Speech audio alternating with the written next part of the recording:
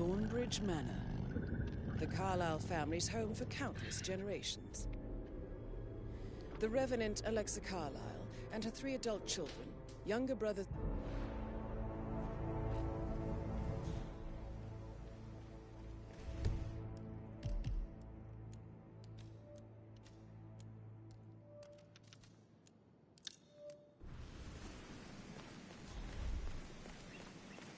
This is a private area, sir.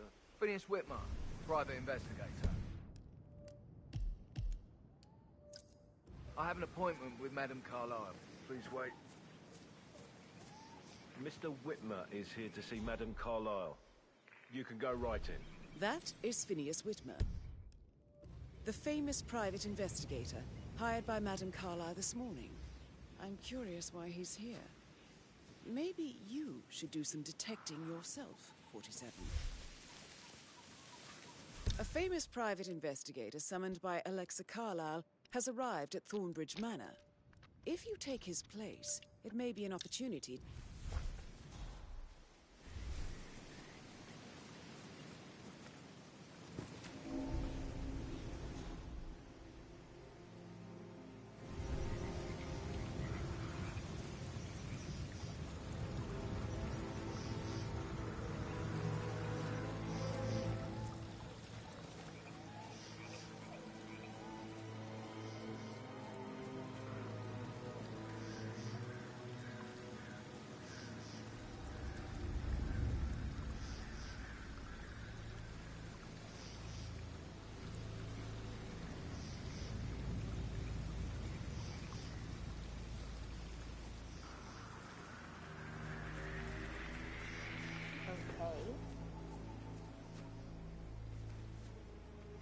Oh, it's nothing.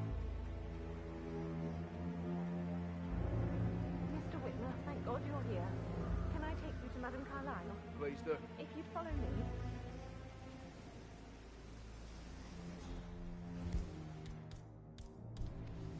I know I oughtn't say anything, but... You're here. Everything... What was that noise? Preparing for Madame's funeral and... But then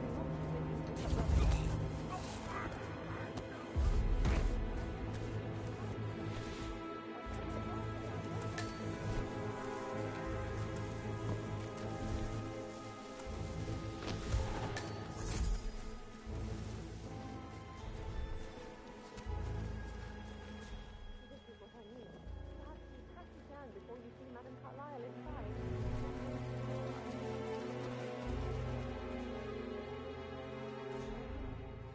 Sir, I just need to check.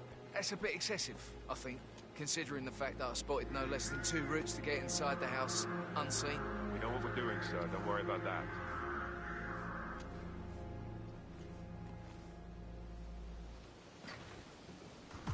This area is a restricted area, and I can't let you are trespassing on private property. Yeah, that's more like it. Don't come back.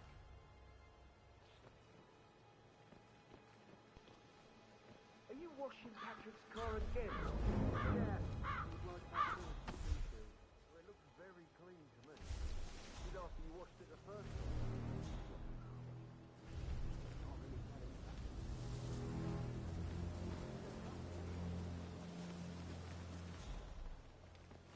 Did you give the Fitzpatrick token to Madame Carlyle's daughter? Rebecca? Yes. She's insistent, that one. She kept asking all kinds of questions. Who had the other one? Why I gave it to her, that sort of thing. You did make sure she didn't see you give the other one to the butler? Of course.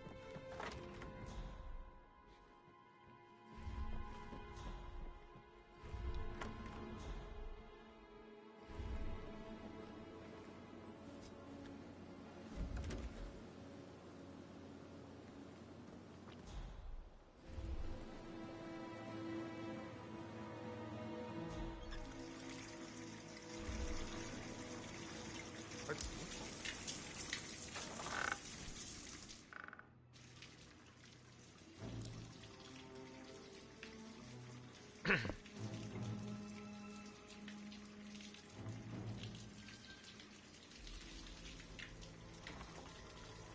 me? What did I do wrong?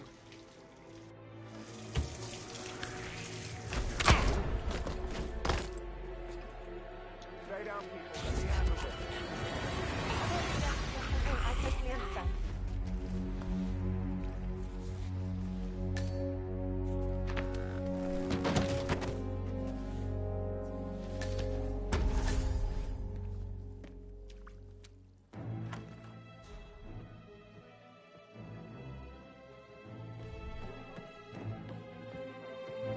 Controlled and always a step ahead.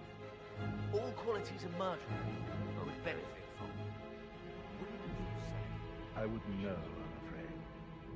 If that is all so, please do come and find me when you feel ready to inspect the crime scene. Just one question.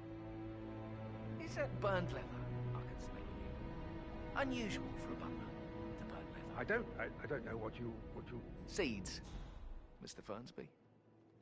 Seeds.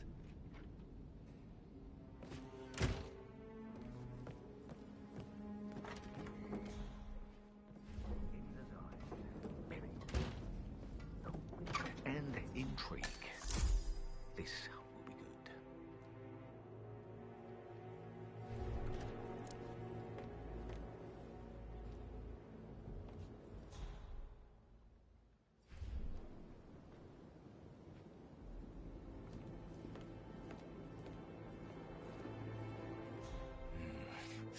A work of art.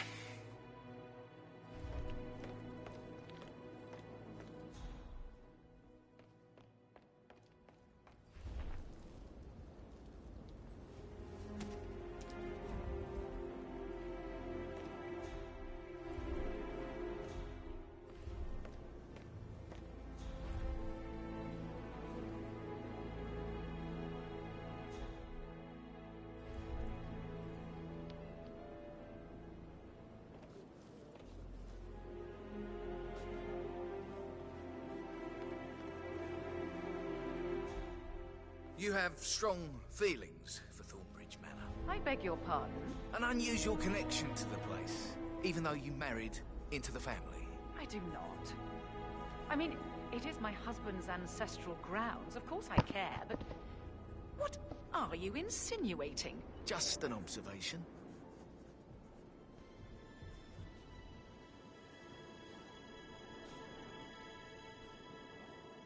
Did you talk to Mother? I haven't had the pleasure. She just clams up when I try to get an explanation. Not even an apology. I mean, believing our mother's dead is not exactly how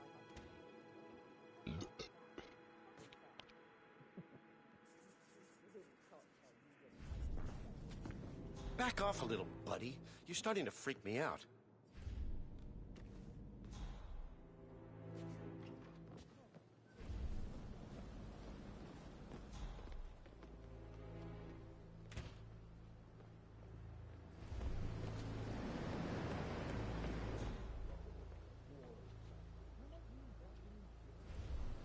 What a marriage. Splendid dynamics between the two. Loaded with conflict. Unsaid fears and desire. Hmm? What the hell was that?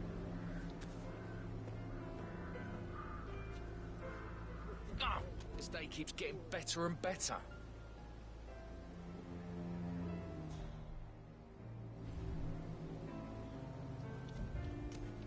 Hmm? What was that noise?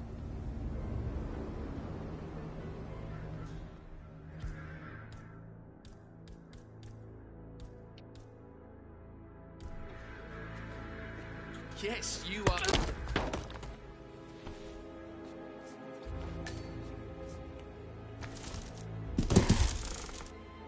If you're dressed like a Detective 47, you might as well act the detective.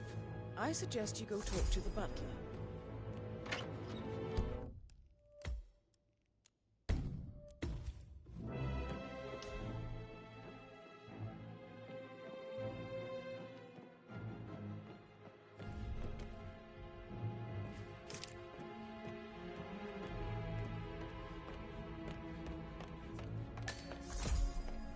Mr. Whitmer, are you ready to inspect the crime scene now? I am. Very well. If you'll follow me, sir.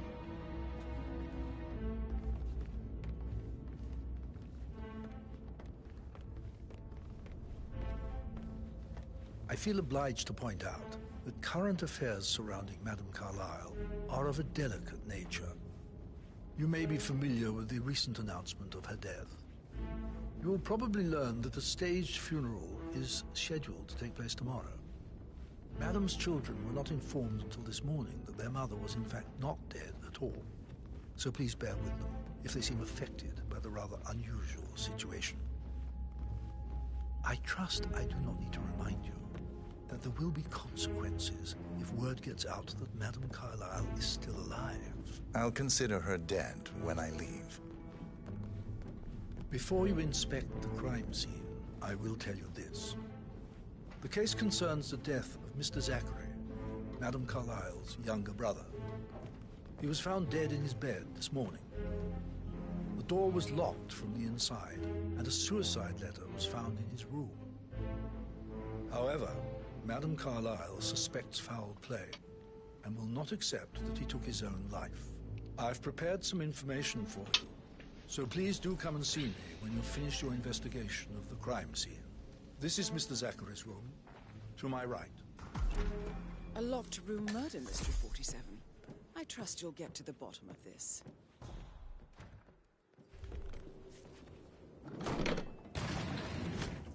A hidden door. It's a secret passage. This could explain how the door was locked from the inside.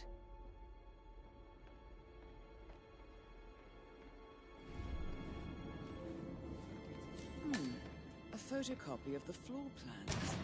Somebody's been researching the secret ins and outs of Thornbridge Manor. I'm sure there's more to find in Zachary's room.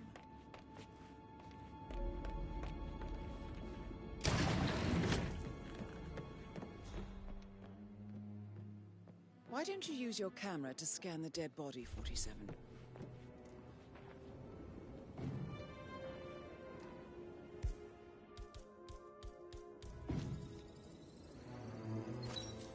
Throat markings indicate a rare, short-lived plant poison killed him. Spread shows time of death at around 10 o'clock last night. You do know your poisons, 47.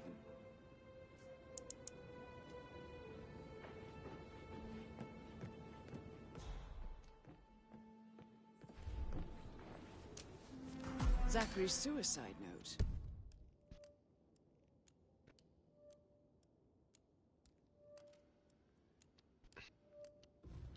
Also, a sample of handwriting.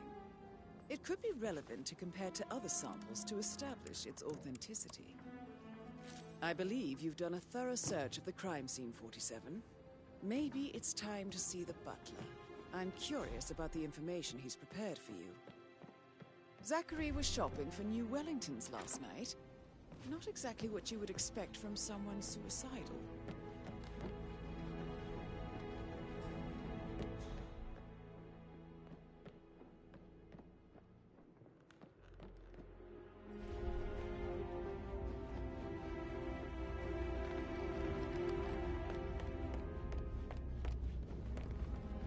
Mr. Fernsby, I'm done with the crime scene. Did you establish a time of death? Zachary died around 10 o'clock last night. That means the staff were off duty. And Madame Carlyle and her security didn't arrive until this morning. That leaves Madame's family and myself as the only persons here when he died. And before you ask, no, just remembered I went for a stroll behind the greenhouse last night. I was alone Maybe in my that's where it office is. at the time of death. My lost button. Here's the material that One I you can prepared find at for the you. graveyard. It's a list of the possible suspects and their quarters. Now, Hopefully that will help you keep track of your findings. Please come and see me when you've solved the case, and I will take you to Madame Carlyle. This is very useful information, 47.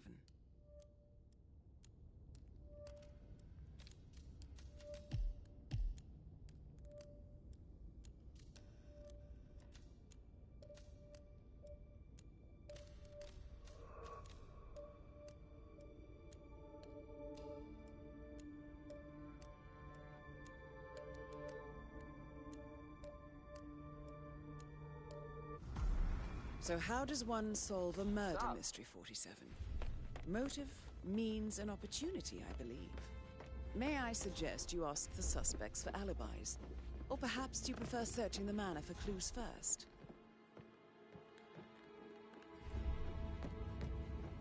Say something about a shake before.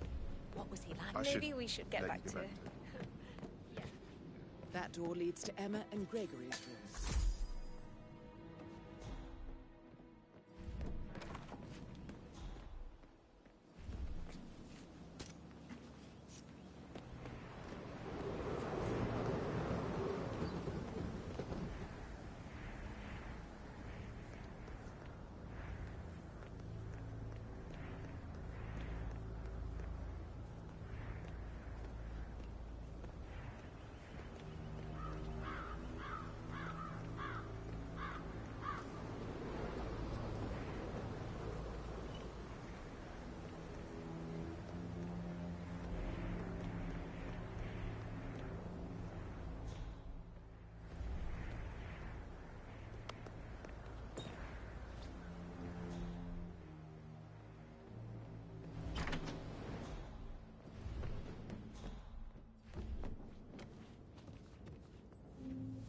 A keychain pendant for the greenhouse.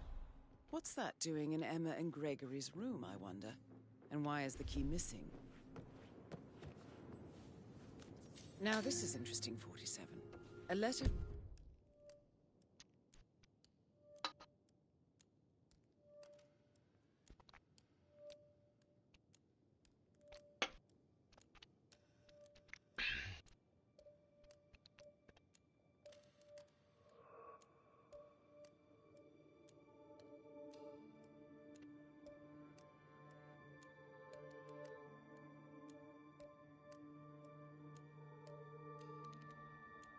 from Emma's mother, stating that Emma is the illegitimate child of Alexa's late older brother, Montgomery.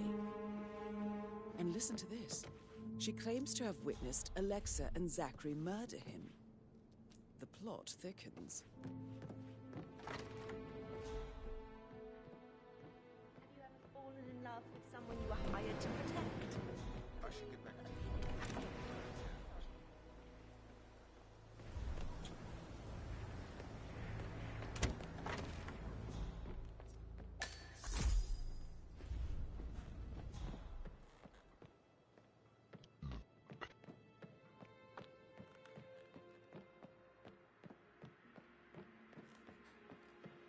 That is the door to Rebecca's room.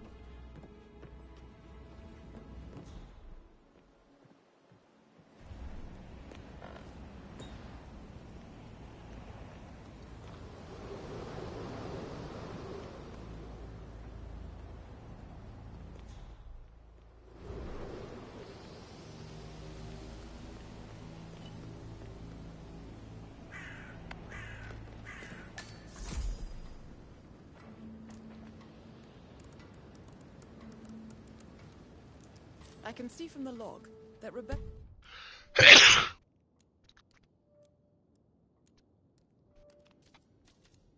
was in a conference call from 9 p.m. to midnight last night.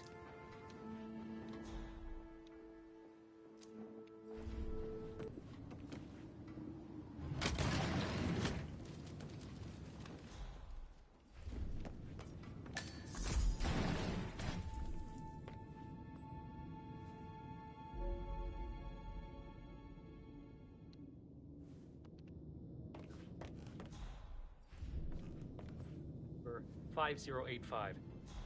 No, I need it immediately. Yes, I'll hold.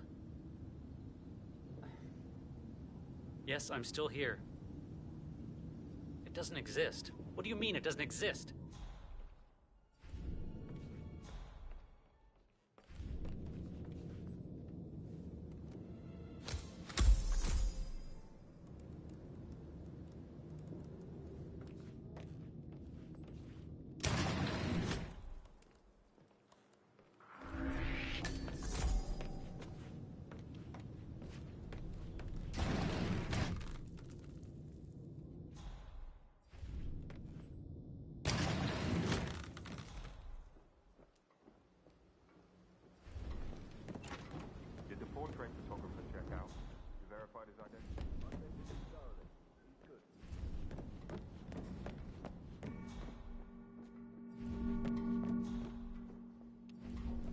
Looking good, man. Looking good. That is Alexa Carlyle, unofficial leader of the Provenance Partners, and last one to be alive.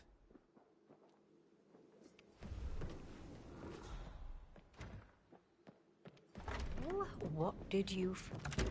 You Spittle will have a damn good reason for not being here in person. Christ! Hmm?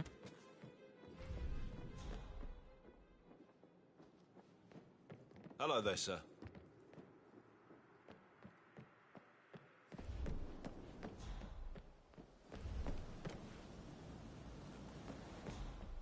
Don't say more to that weird than you need to. I was just having a laugh, dear. Must admit, he's pretty good. What if he believes we had something to do with Zachary's death? Oh, please. He's circling us. I don't see him snooping around your sister. I bet Alexa said something. If I could be bothered, I'm worried about your mental health, Emma. Sorry, but I think I... Right.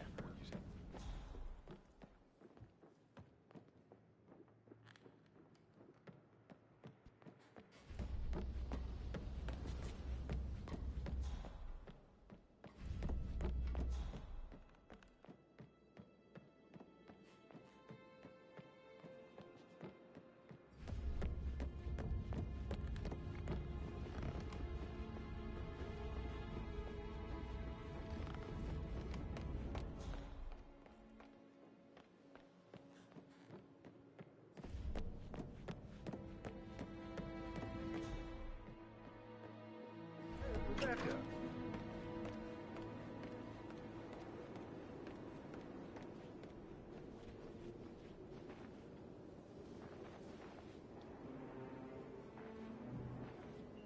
Gregory Carlyle, can you tell me where you were yesterday evening? Oh, you're wondering about my alibi, Mr. Detective. Well, I left Thornbridge around 8:30 for a pint with Edward. I wish I hadn't. Quiz night at the inn. On the other hand, staying here with Zachary, my obnoxious sister, and the wife sporting another one of her headaches would have been a fate worse than death. The short of it, Zachary was very much alive when we left.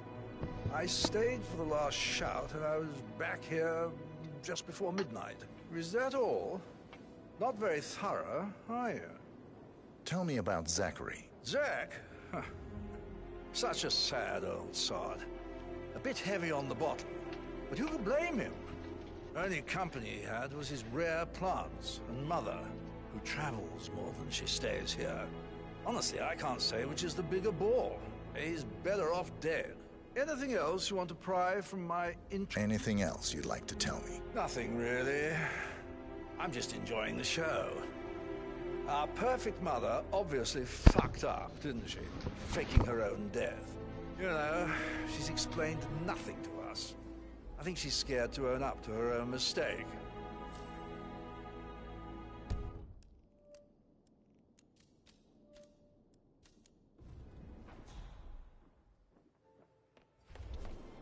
Emma Carlyle, can you tell me where you were yesterday evening?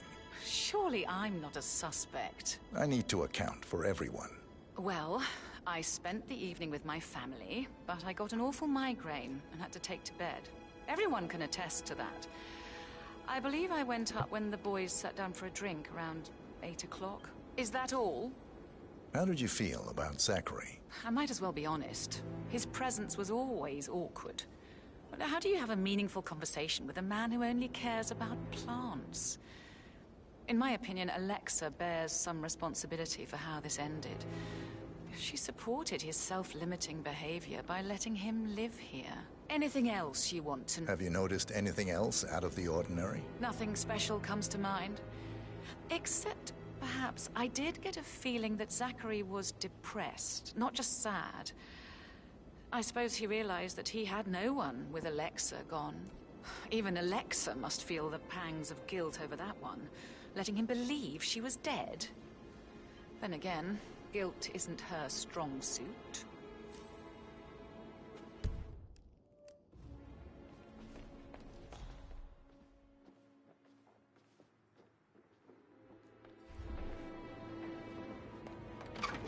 Ah, hi there. What?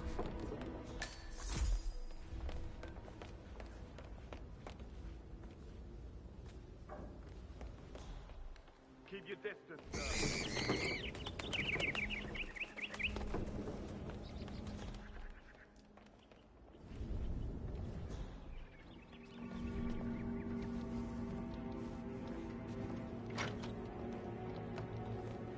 Rebecca Carlyle, can you tell me about yesterday evening? We don't really see much of each other, my brothers and I. I suppose it takes our mother's funeral to bring us together, and even then, it's not like we sit on each other's laps. Now, let's see. Patrick, Gregory's son, disappeared straight after dinner. You know, I think he might be in some sort of trouble. Edward wanted to go as well, but Gregory convinced him to stay for a few drinks before they went off for a pint at the local at 9:45. I swear Gregory enjoys Edward's discomfort over staying here. I had a conference call with my New York office at 9, so I spent 3 hours on my laptop in my room and went straight to bed afterwards. I don't know about Emma. She did act a bit strange. You know, I bet she was making lists for changes needing to be done once she gets her hands on Thornbridge Manor. Quite the shock she had when Mother arrived during breakfast. Is that everything, Mr. Whitman? Tell me about Zachary. Did he act strange last night? You know, now you mention it, he was a lot more chatty than usual. He wanted to know about my connections in the publishing business. Apparently, a friend of his is writing a book, which strikes me as very peculiar. I didn't think he had any friends. Is there anything else you want to... Anything else you feel like mentioning? I may be wrong, but I saw Mr. Fernsby, the butler, leave Zachary's room early this afternoon. And he seemed a bit startled when he saw me in the hallway. It's probably nothing. Oh, and one more thing. Please be kind to Edward. He can only take so much. Is that everything, Mr. Whitmer? I do have a lot to say. Me too.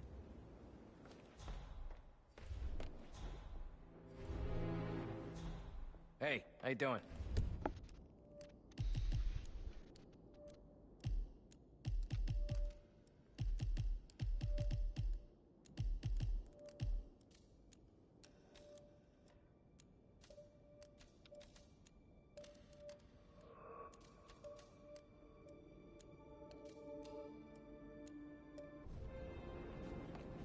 Hey, Rebecca, do you see this about...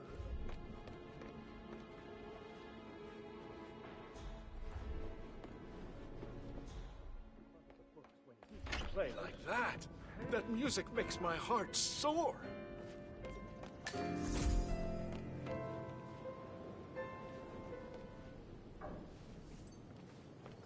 Professor Edward Carlyle, can you tell me your whereabouts for last night? Oh, yes, this dreadful business with Zachary. I stay at the local inn. You see, I prefer not to spend the night here at Thornbridge Manor. My brother Gregory came along for a nightcap. He'll never admit it, but I think he understands that I find this whole thing upsetting and wanted to provide some comfort. I believe we went to the Stag's Head around 8:30. Anything else I can... Can you tell me about Zachary's behavior last night? I certainly didn't expect him to commit suicide. Sure, he was upset by Mother's supposed death. We were. But he seemed more engaged than usual. You should ask Rebecca. They had a long talk. Did you know that he hadn't left Thornbridge Manor in nearly 50 years?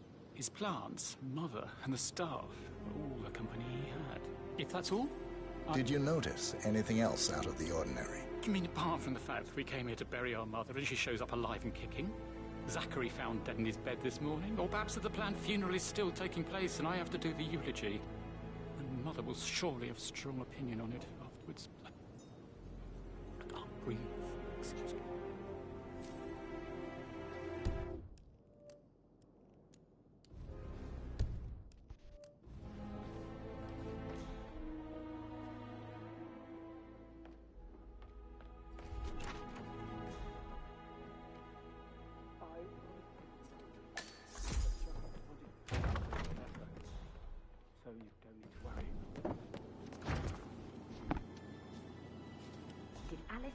What Emma did when she arrived. What is it? Elaine says she saw her on the top floor, stroking the door to Alexa's office. I kid you not. And her son Patrick is just as bad. Look at Rosie. He has no respect. Preying on the girls like that. But he was such a gentleman.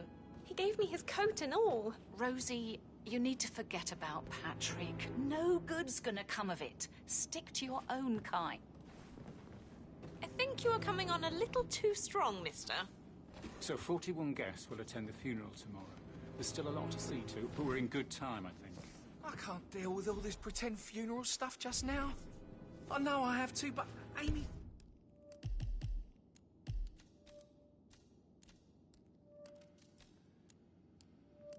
thinks she might be pregnant. I'm gonna be a dad. You'll be fine, Robbie. Kids are great. That is the door to Mr. Fernsby's office.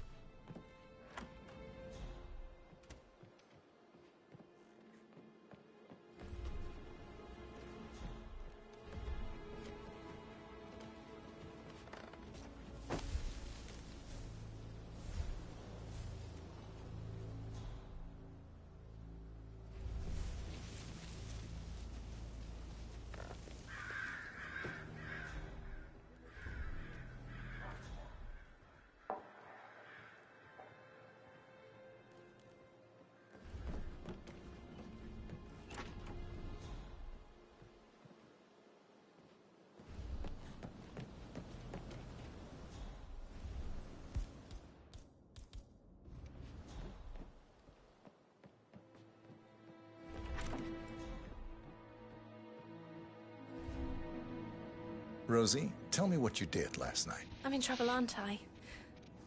I spent the evening with Patrick. We met after dinner and I went home at 1 in the morning. He said he needed someone real to talk to. When he looks at you, it makes you feel like the center of the universe. Like a real princess. But now he just ignores her. Well, he's under a lot of pressure. He's an idiot. That's what he is. Did you notice anything out of the ordinary? Any strangers outside the house? No, we saw no one outside. Except Patrick's mother, Emma. We were sitting on the bench behind the greenhouse talking when she came out and we had to hide. You won't tell her about me and Patrick, will you? She'd insist Madame Carlyle fire me. I'm sure of it. Too right she will. She's always going on about how things will change once she's in charge of Thornbridge Manor.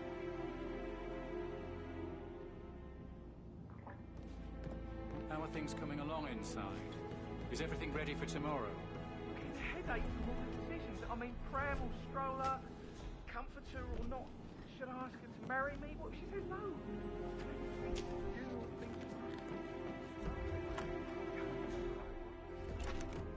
The ones that come after certainly are a lot less of a worry.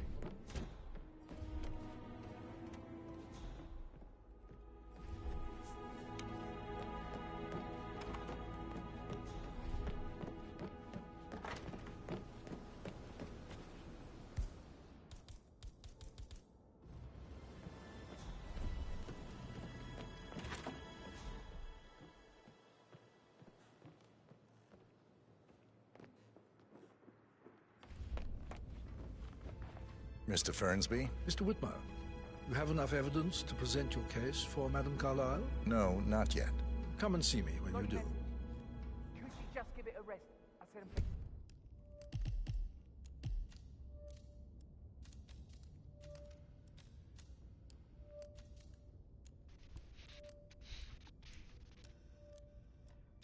Yeah, okay? Yeah, well, it was Ant's idea. He said, what a load of bollocks! I've got to go. Talk later. Patrick Carlyle. Can you tell me where you were yesterday evening? Shit, it's that sneaky butler, isn't it? He ratted me out. Elaine, give us some privacy, would you? Don't tell Mother, okay? She's really tense these days, and the last thing I need is more hassle. I took that pretty blonde, Rosie, for an evening stroll.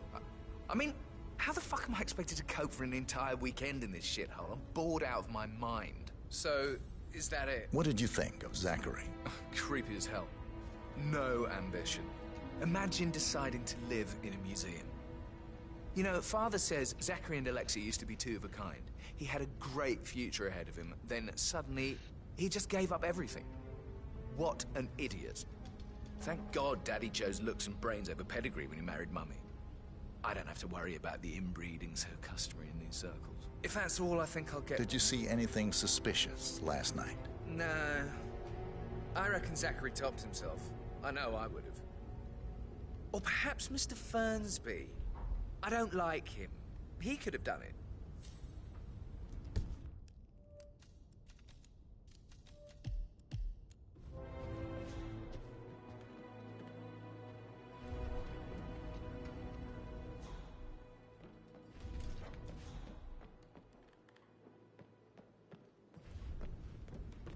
Mr. Fernsby? Mr. Whitmer, you have enough evidence to present your case for Madame Carlyle? No, not yet. Come and see me when you do.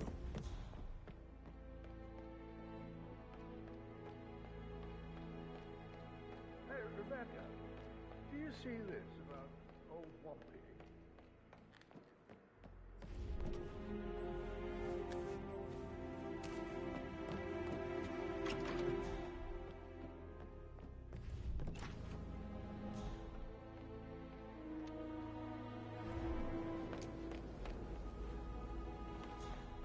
You always led by example rather than by words and meaningless gestures.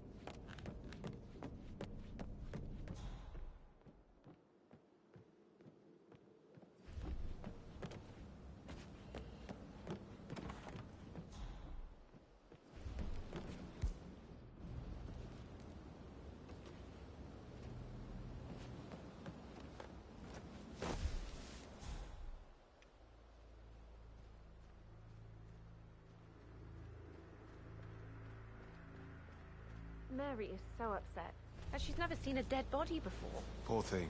Alexa back from the dead, a make-believe funeral, a murder mystery.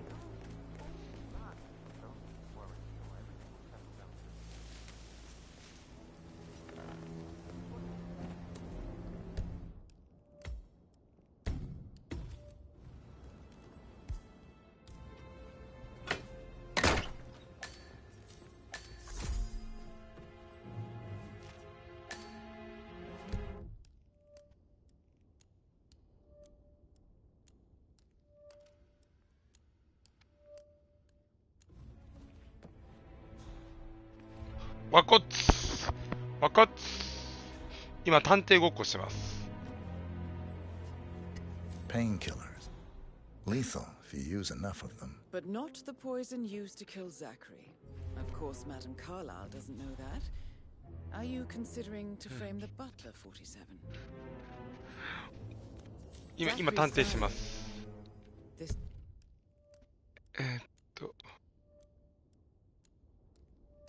こいつやな、犯人は。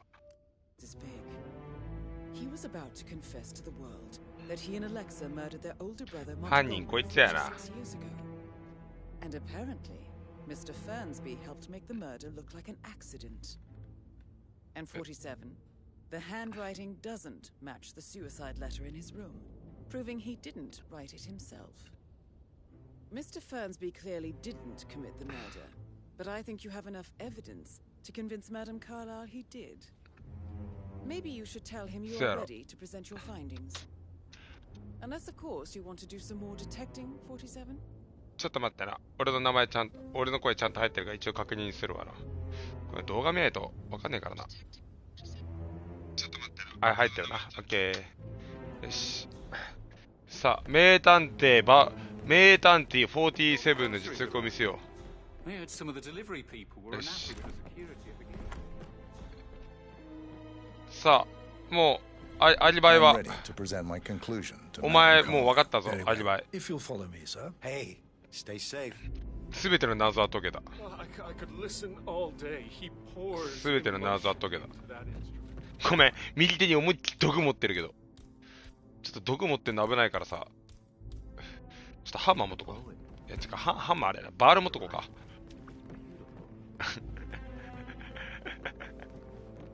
もう犯人分かっちゃったからな。すべての謎は解けたわ。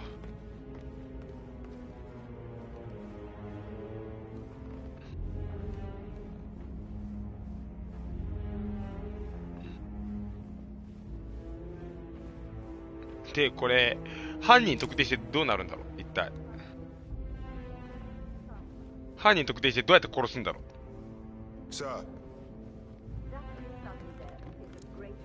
さあ、今からバールを持った探偵が行きますよ。いや、さすがにね、包丁とかいろいろあるんだけど、鉄パイプの方がいいか。鉄パイプにしとこうか。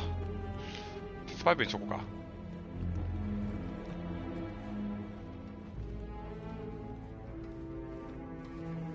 大丈夫です。このパイプは証拠品です、実は。多分、そこら辺で拾った。そこら辺で拾ったけど。はいよ、歩けや、犯人。お前が犯人なのも分かってんだよ。なんだって、後ろから、ここで、刑を執行してやろうか。お、ご苦労。お、ご苦労。なんか拾えるもんあるかな。This is Madam Carlyle's office. Please step inside. 入ればいいなら、その前ちょっとあれ気になるわ。ラジオか、いいわ。よし。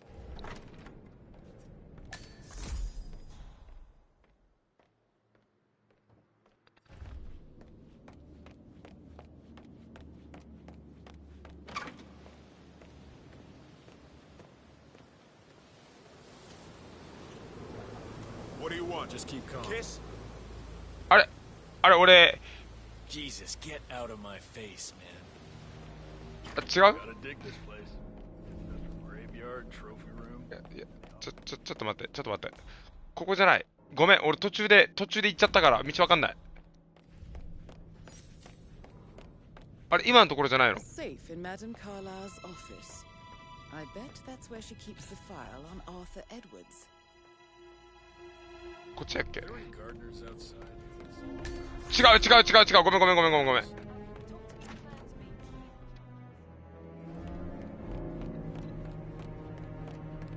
合ってるやんな。あれ？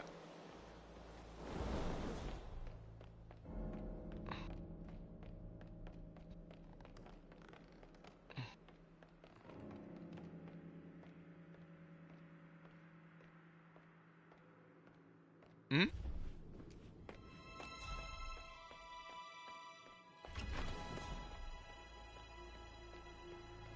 で、アマと喋るんか？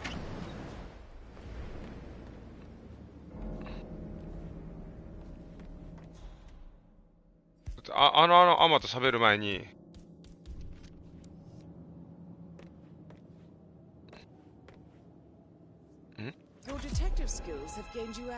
おお、合ってた。あ、カメラ、ごめんなさい、カメラはちょっと盗撮用じゃないです。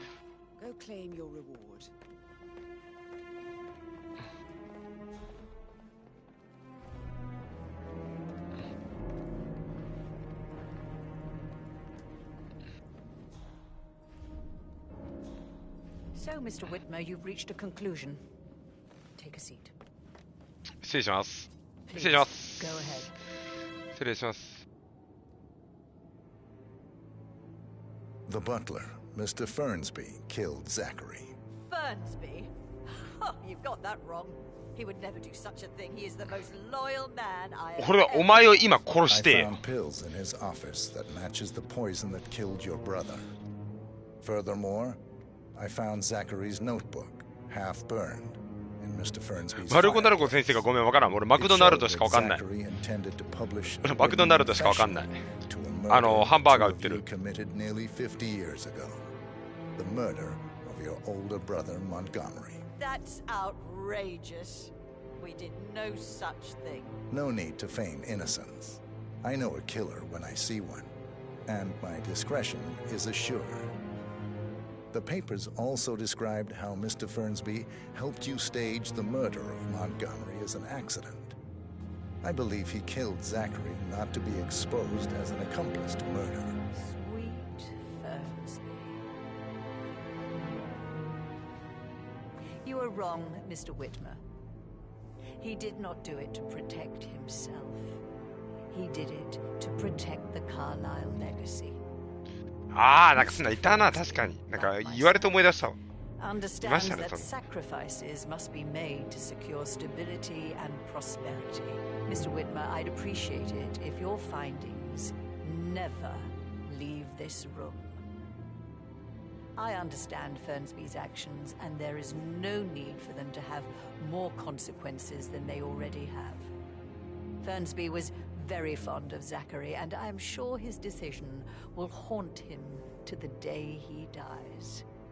About your reward, have you considered an amount?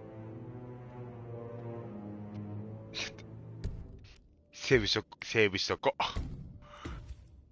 うわー、報酬。I want the file you have. うわ、報酬、お金欲しく、お金って言いたかったな。Edwards, the constant. That must mean you're... I expected you'd show up. But you're not here to kill me. If you were, you would have already. The enemy of my enemy, I suppose. You can have it. You earned it. いや、お前も殺すけどな。え？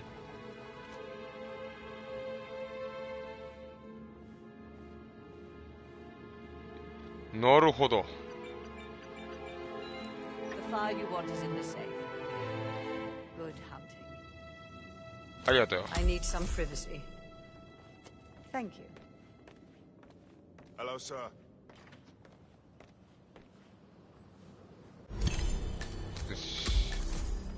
Good work, 47. That's the file on Arthur Edwards secured. Time to take care. いい眺めですね。いい眺めですね。ここはね。やっぱりこういう景観な景色、なかなかいいですよね。誰が殺さんって言った俺。バカなのか。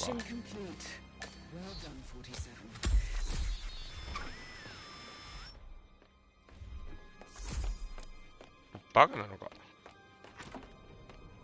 誰も殺さないの一言も言ってないやろ。ああ、ごめんなさい、ごめんなさい、ごめんなさい、ごめんなさい、ごめんなさい、ごめんなさい。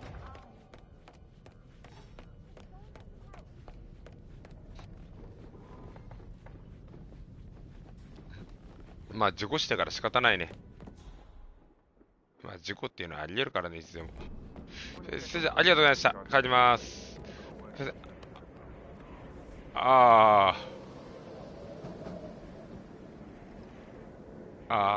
ここから帰るのはちょっとめんどくさそうですね。ちょっと階段から降ります。すいません。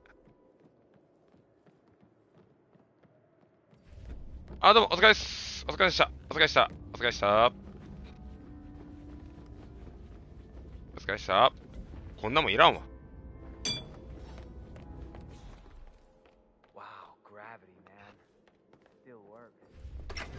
お疲れでした。あ、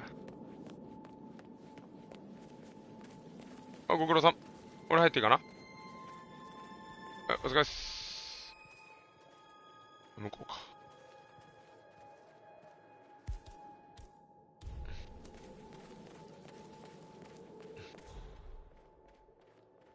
さあ、私は、捜査も私帰ります。いやー、不運な事故でしたね。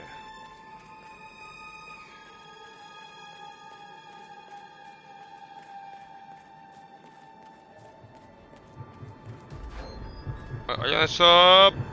あ、行きと帰りちょっと。え？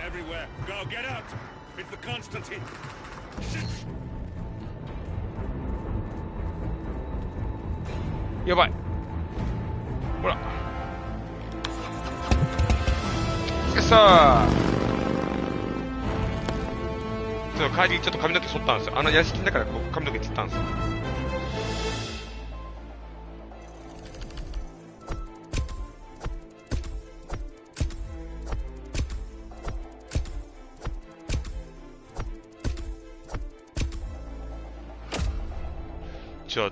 敵。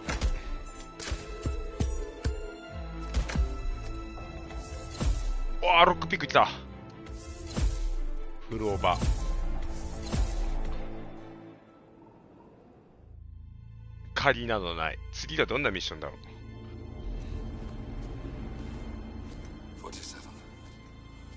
ちょっとムービー見たことないから見よう。Diana can't help you now. You need to find Olivia. She will know what to do. I wish there had been more time. なんか PS2 並みのグラフィックな気するけど。映像。大丈夫？ And then there were none. Thank you, Miss Burnwood. Now, it's my turn.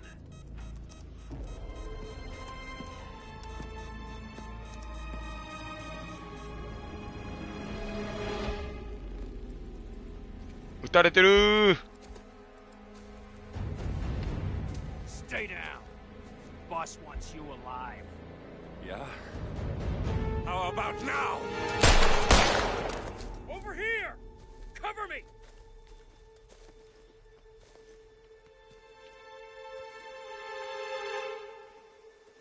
Walk away! Or what? You gonna take us all on? Don't. Tell the Constant to start running!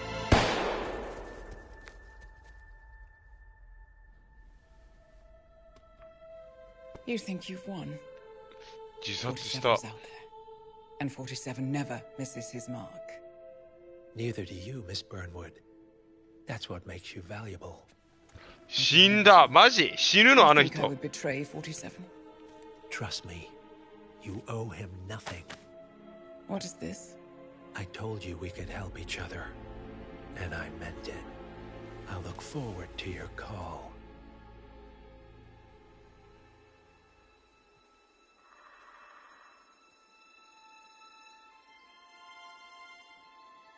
Gray is gone. Go to Berlin and stay out of sight.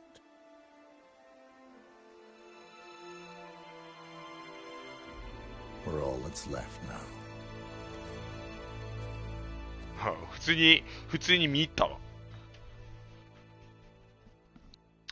でも言うて見入ったって言うけど、俺 YouTube で軽くストーリー見ただけで、実はムービー今まで1から2全て飛ばしてんだけどな。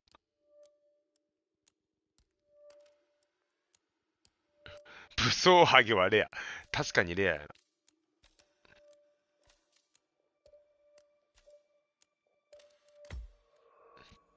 ムービー全部飛ばしてる人間だからな、俺。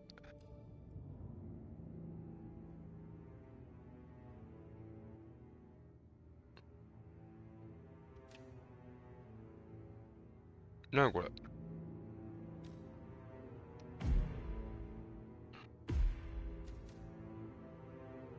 待って、ここら辺ちょっとストーリー1からやった方が楽しくなりそうだな。まあよ、ちょっとこれだけやろうか。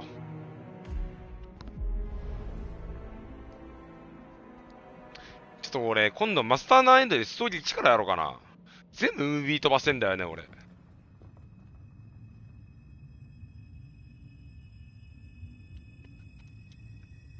これどんなミッションかちょっと。これどんなミッションかだけちょっとやって。あ、ちょっと待って。ちょっと俺、3はあれかな。1、2、ちょっとストーリー見てからちゃんとやろうかな。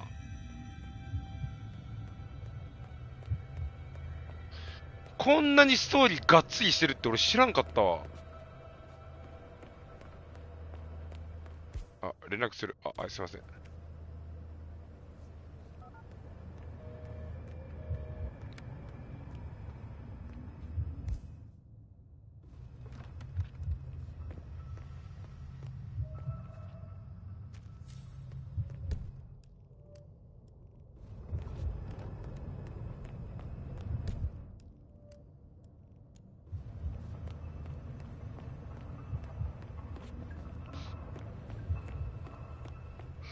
いや、ちょっと今度1からやろう。お金発見。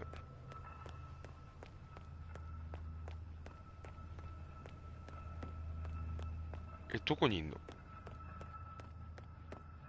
よし。どこにいんの？オリビアさん。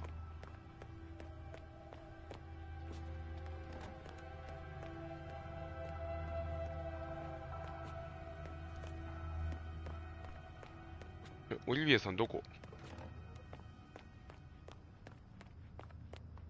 あれか。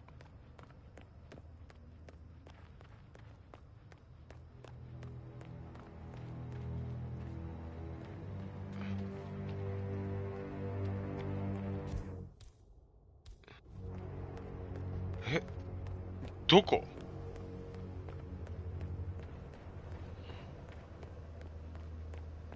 電話したけど、電話キャンセルされたけど、どこ？めちゃくちゃ電話すぐキャンセルされたけど。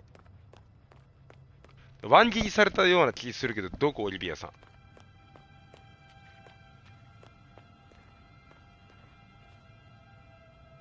いや、これ完全に心霊スポットでしょ。え、電話してワン切りされたけど。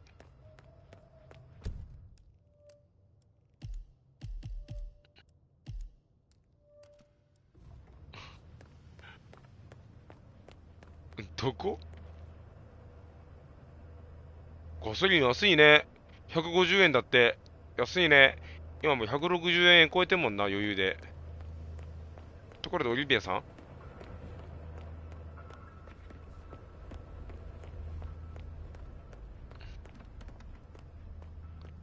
やって、電話したのはいいけど、オリビアさんどこ？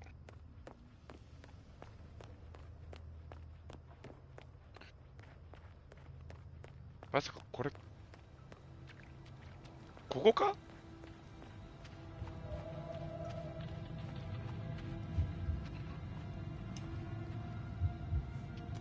え？なんで人死んでんのこんなところで。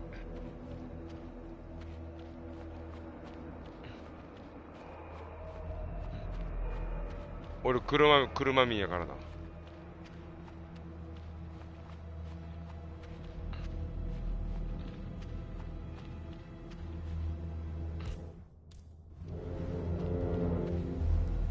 お、ムービー入った。あ、遅いよ。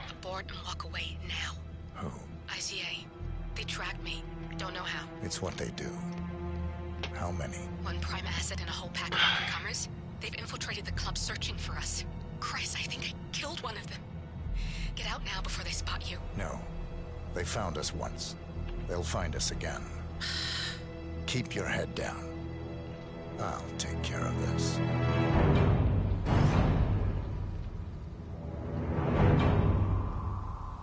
ベルリン。ここからなのね。なるほど。は。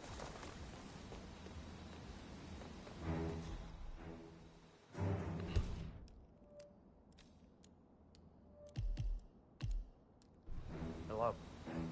Sorry, reception is bad out here. I got nothing to report, Zhao. Zhao, can you hear me? Yeah, it's still quiet out here. No sign. I can't hear you. Agent Price.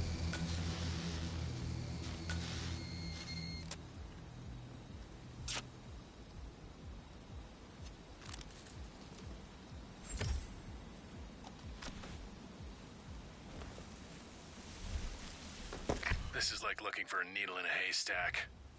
Just keep trying, Agent Montgomery. Our client considers Agent 47 and Olivia Hall as a serious threat. You can't underestimate them. やっぱ投げナイフ強いな。こいつ、こいつドライバー投げて殺す。ドライバー投げて頭にぶさせるぐらいだからな。新聞紙で相手失神させれるからな。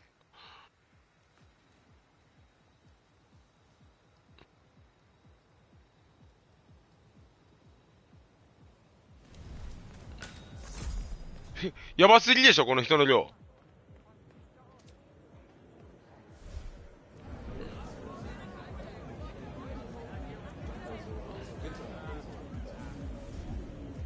どいて。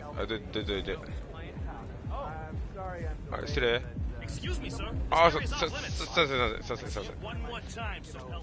ん。順番抜かしまくったんだけどな。ミッションストーリーないな。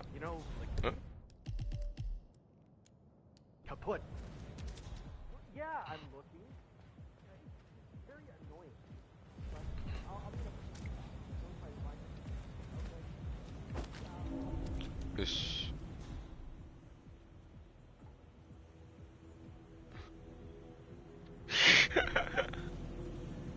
順番なんてクソったら、うっ。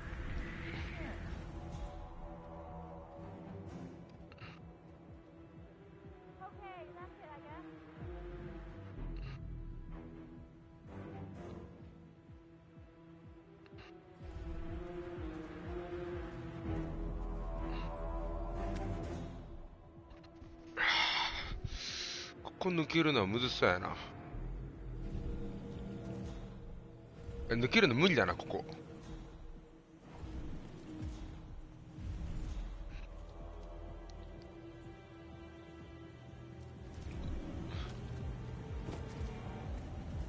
抜けるのここ無理だな。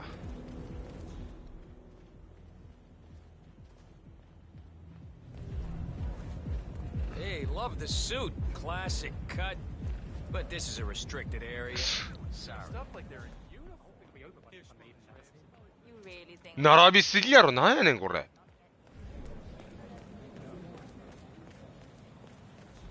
なんか朝倉未来みたいなやついるな。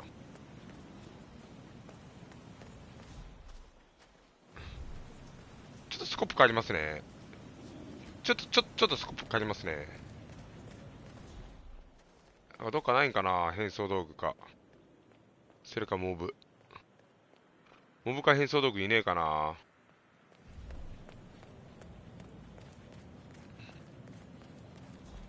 This is a restricted area, sir. You need to leave the area right away. Thank you for your cooperation.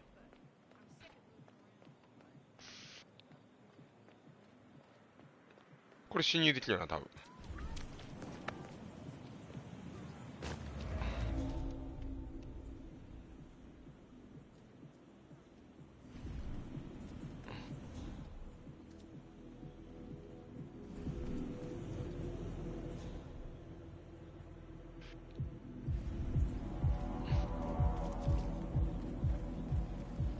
いけるいける。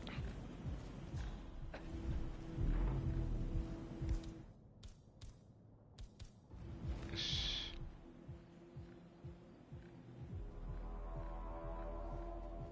バールあれか。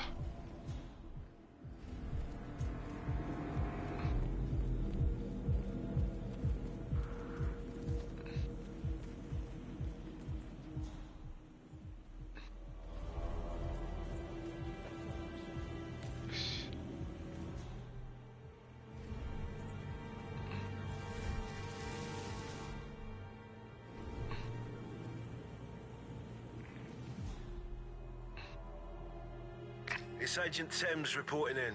No sign of target. Be careful or you may not spot him until it's too late.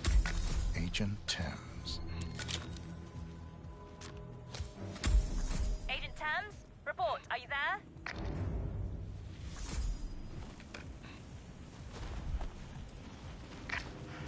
The knight takes rook. やり休憩してんな。ね、あれゲージマックスになったらダメなの？あれなんなの？マックスになってから殺したらいいの？あれはマックスになってから殺したらいいのか、マックスになって殺したらダメなのか、どっちなんだろう。よくわからんけど、とりあえず殺してる。よし。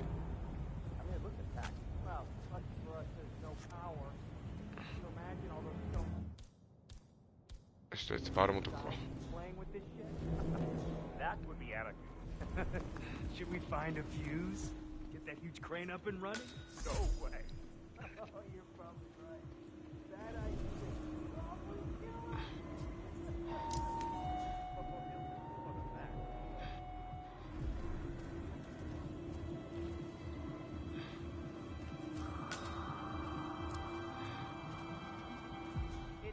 Yes, I'm glad someone remembers me because I'm pretty sure your driver doesn't. He's still not here. I'm aware that it's a remote address. I'm the one out here starving. Hey, whoever the hell you are, scram. さっさと消えろよ、あなたは。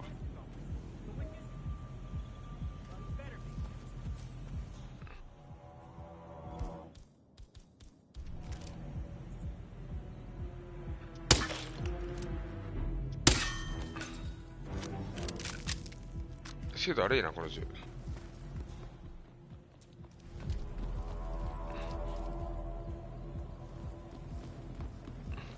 脳死銃、まあ脳破壊してるからな。え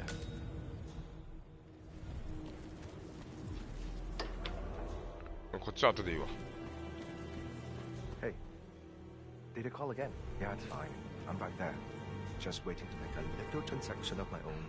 Then I'll drop it off. Yeah, I know. It's on the receipt, right? Ring the doorbell at the drop-off. No way. Wouldn't have killed the guy to meet me outside. What the hell do I care, right? Listen, I don't want to be on the phone when my dealer shows. I'll talk to you later. Yeah. Bye. Bye.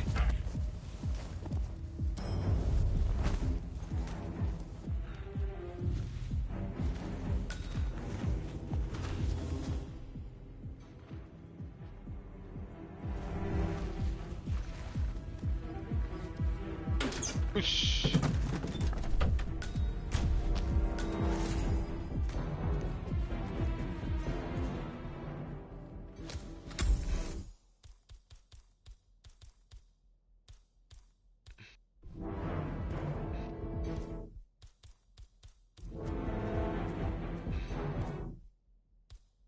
Kage?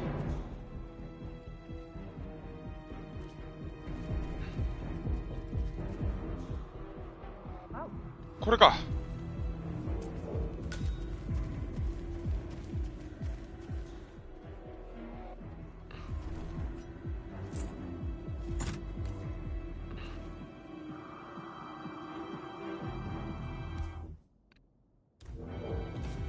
しめしめ。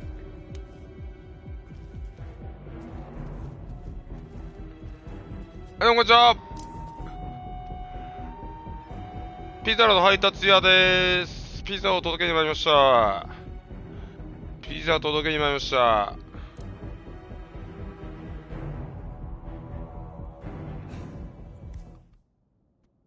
これガチの毒じゃねえからな。これ吐く毒だからな。これ吐かしたところで多分意味ないんだよな。吐かしたところで意味ないんだよな。これ殺害する毒じゃねえから。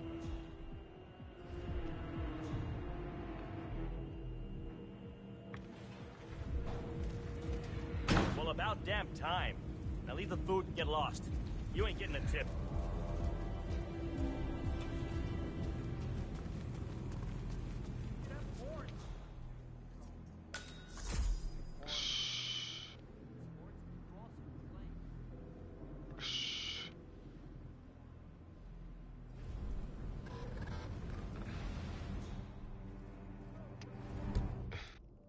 Shh.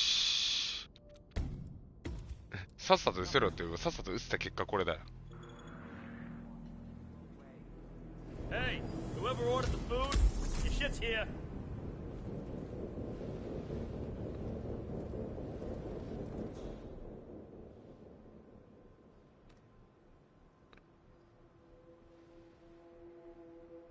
誰が食うんかな？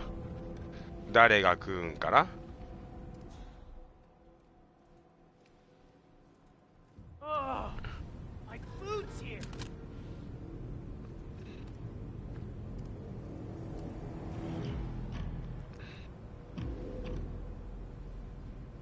うまいでしょ。それ毒入ってんすよ。うまいでしょ。それ毒入ってんすよ。ちょっとごめん、ちょっとタバスコ入れすぎてさ、お腹痛くなるかもしれんわ、それ。こ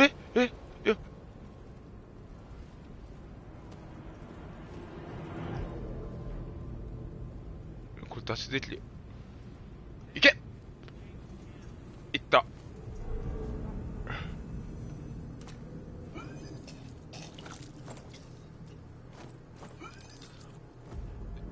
殺していいけど消えさせよう。うらよ。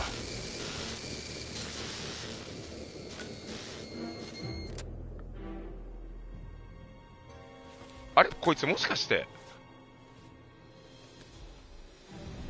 こいつしまった。このゲロの中に突っ込んでこのゲロの中にちょっといや、俺、こいつそんな殺し方じゃ、俺は。こいつこんな普通に頭打って殺すだけじゃ、ダメ。思い知らせないとダメ。あれ？ Hey, whoever ordered the food, your shit's here. こいつは思い知らせないとダメ。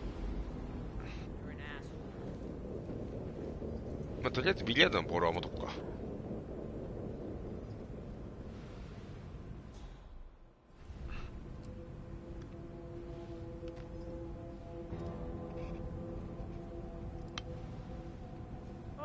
こんなやつがエージェントなんかよ。こんな殺し方じゃダメだわ。こいつには分からしてやんねえとな。てかもう3時半かよ。殺ったんだよ。うまいだろ。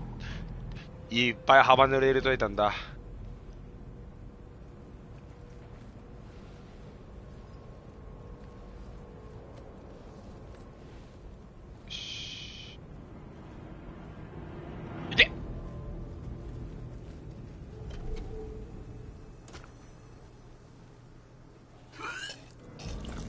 入ってるねー。うわー、苦しかったんだろうなー。でも入ったものは戻すよ。戻したものは戻せよ。胃の中にな。ほらよ。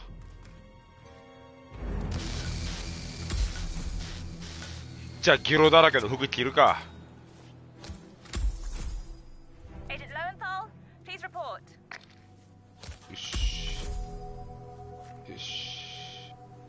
もうちょっとゲロだらけの服だけど。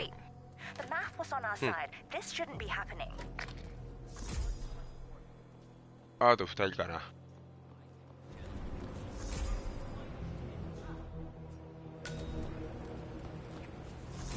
レンチ叩き。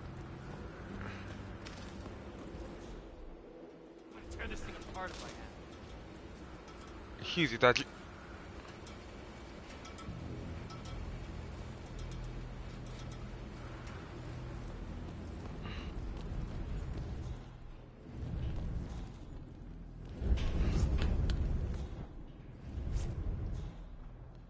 Always one step ahead. It doesn't make sense.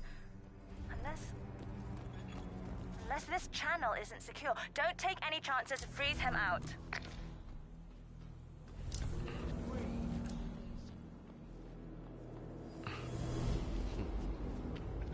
あのさ、このチャンネルを封鎖するしかないって口で言う？普通言わんよね。まあ、とりあえずバイカーはここで OK でしょ。あとなんか情報あるかな。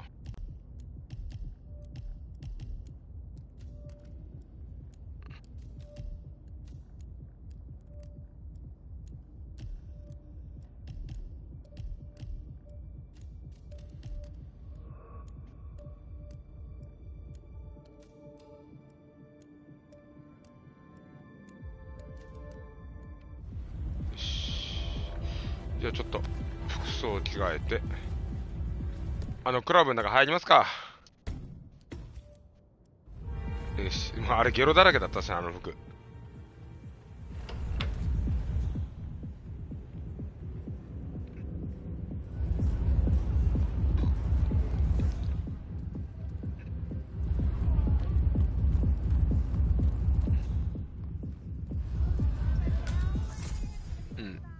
ゲロだらけだったよね。バールでこれこじ開けたら怒られるな、多分。いや、気持ちよく証明する。お前みたいなやつがエージェントなわけない。どけや、お前殺すぞ。おい、出れねえよ、トイレから。筋肉バカが。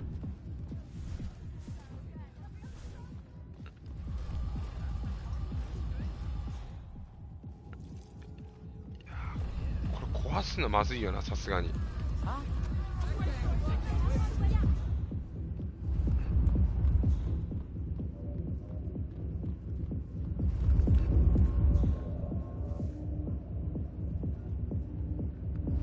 こいつ怪しいな。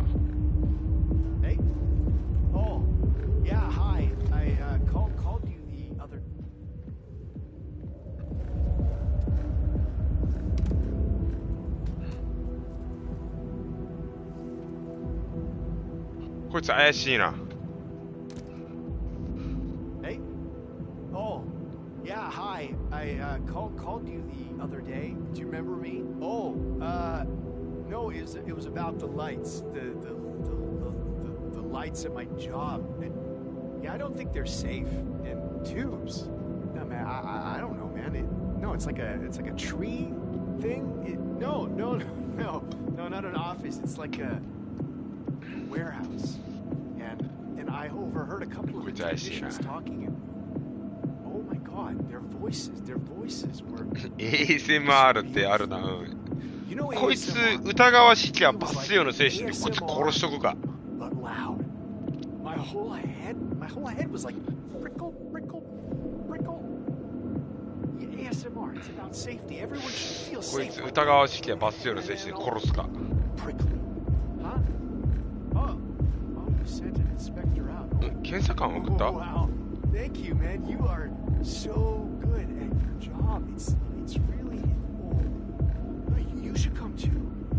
Oh, the DJs are unbelievable tonight, man. The なんか検査に来るやつか、エージェント。 people are just so warm, so warm and good, and I'm so lucky. Hello. Did you drop the? 疑わしきゃバスよ。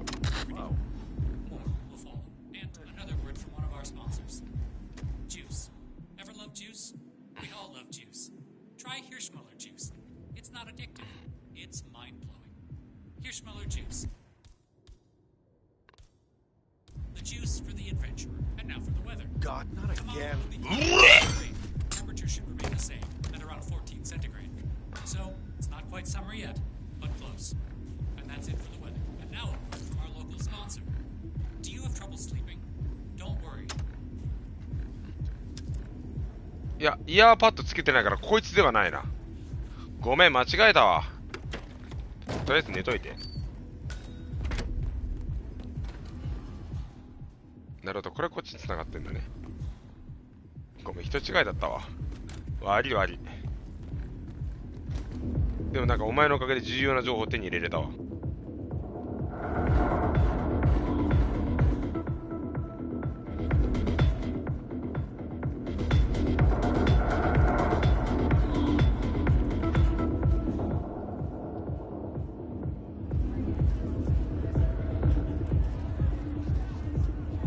そう、照明だよね。待て！あぶね！照明室で大体上がバックヤードだな。こういう時マップ見たら分かりやすいんじゃね？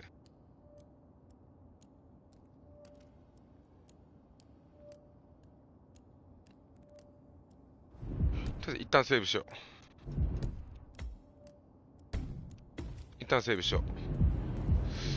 こういう時って大体照明室って裏か地下の可能性もあるか。俺もともとバンドやっとったからさ、こういうのある程度詳しいつもりではいる。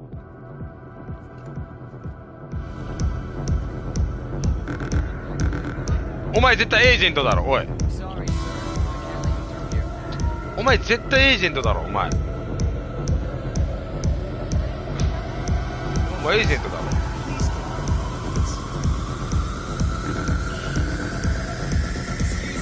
ああ、違う。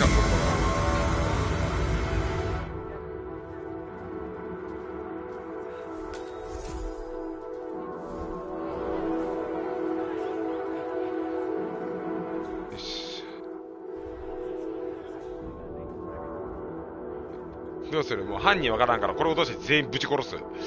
さすがにまずいか。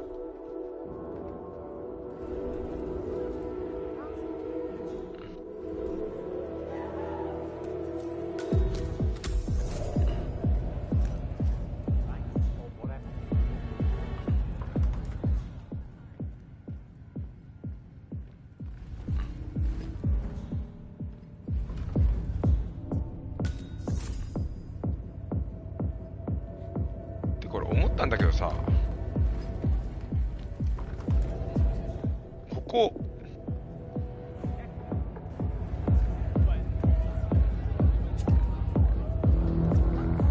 れバーテンダーになってさ、これ待ってたら犯人くんじゃね？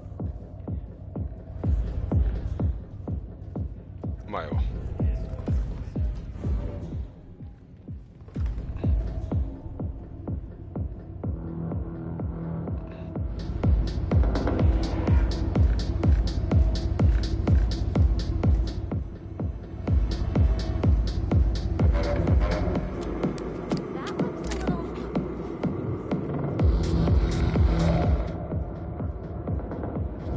一応セーブしよっか。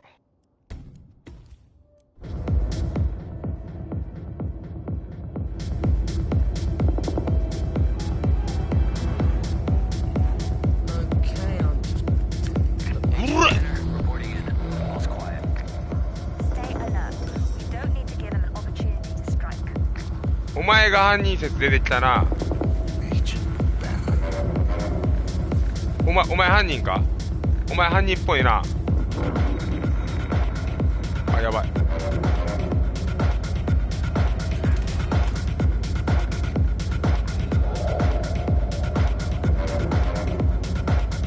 あ、違う。犯人あいつか。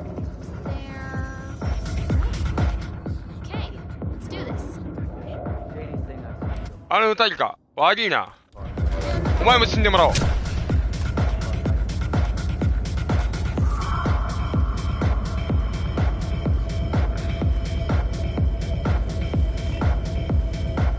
ごめんな。しょうがない。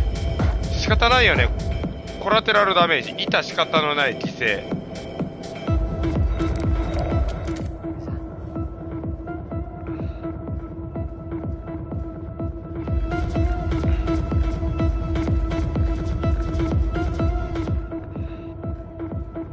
なんかホイホイ来るな。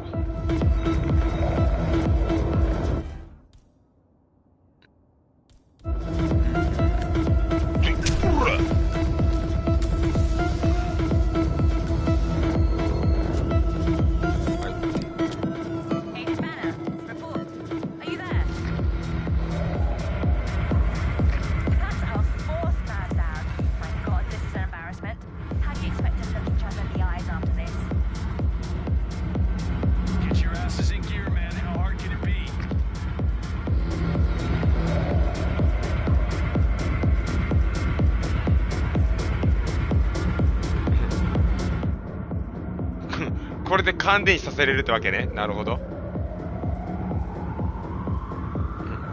これで感電死させれんのか、あれで。なるほど。でも残念。普通に殺したわ、俺。めちゃくちゃ多いんだけど。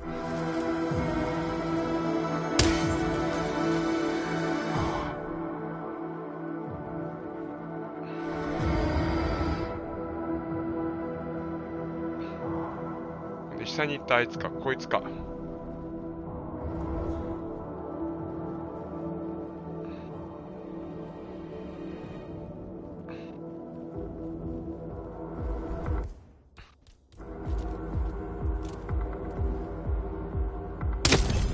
あばよ。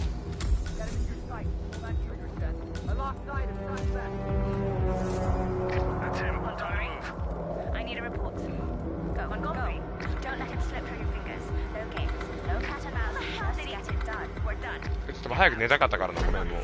あー、ごめん、操作間違えただけ、操作間違えただけ、許して。操作間違えただけ。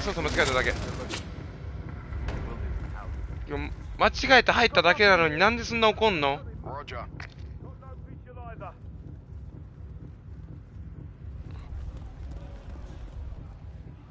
間違えてちょっと入っただけなのにそんな怒らないで。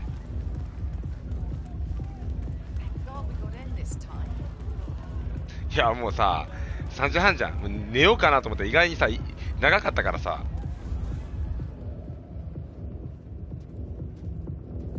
意外に長かったからちょっともうご利用した。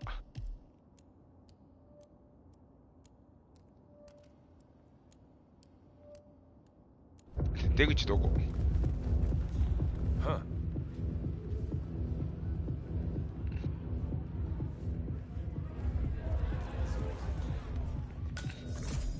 出口どこ？これか。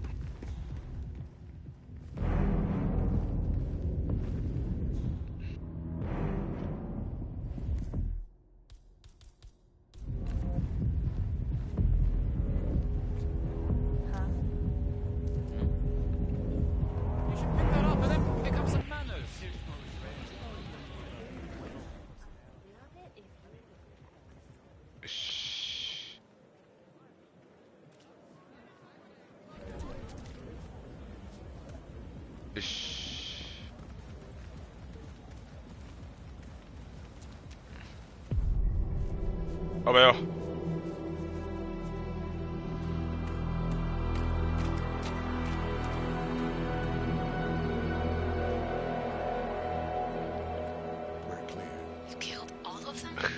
コイン優秀本と。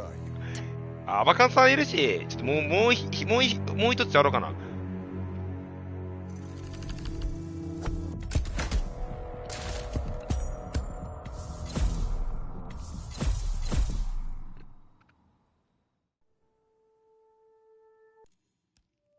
一回メニュー戻って、俺一つのステージだけめちゃくちゃ極めてるとこあるんだよね。マイアナともう一つだけはめちゃくちゃ極めてんだよね、俺。極めてるってことでもないけど、ロケーションの、ここめちゃくちゃやってんだよね、俺。ここ。ちょっと時間かかるから殺すだけにするわ。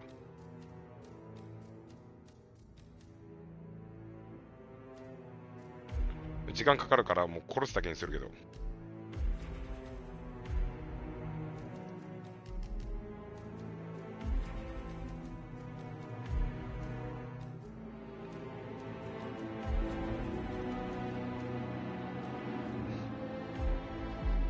めんどくさいから普通にプロフェッショナルでよ。マスターでも多分同じようにいけるけど。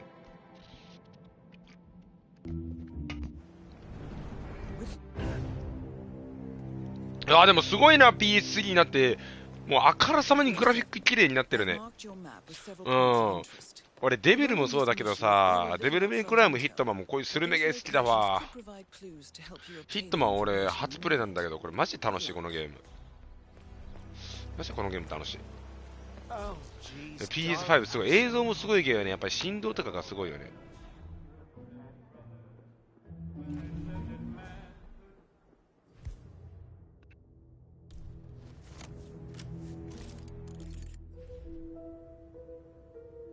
まず一人目。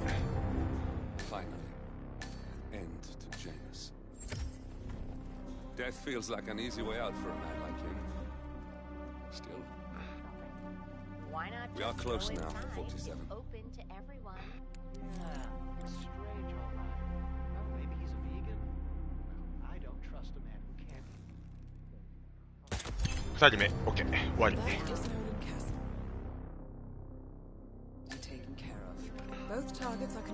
いや、PS5 いいよ、PS5。Sounds like a made-up name if you ask me.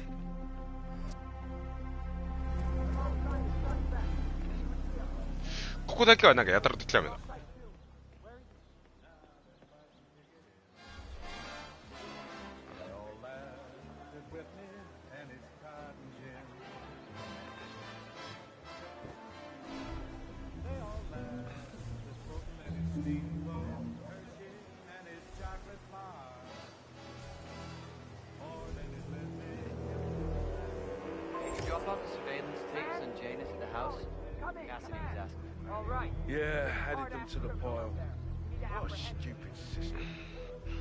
まあもうこっからはなんかもうひたすら頑張って、こっからはひたすら頑張ってあれするだけなんで。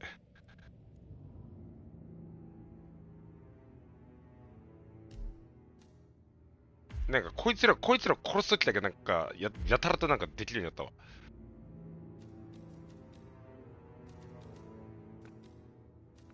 これでいいかな。んで、ここは、マリーナスタートか。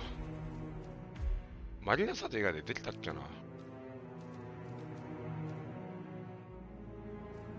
レベル18か、こっからいけるのは。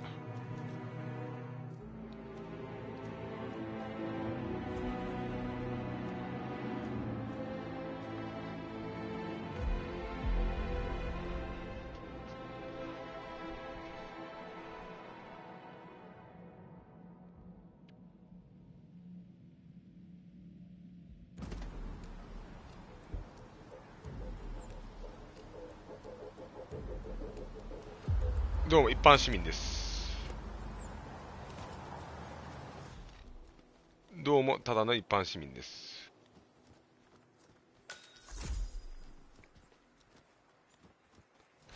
あれもここからやれるな、あいつ。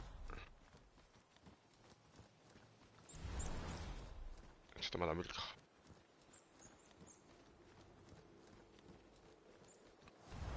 No, I'm gonna run over and play around with the pyrotechnics before you.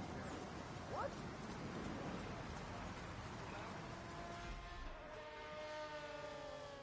Let me just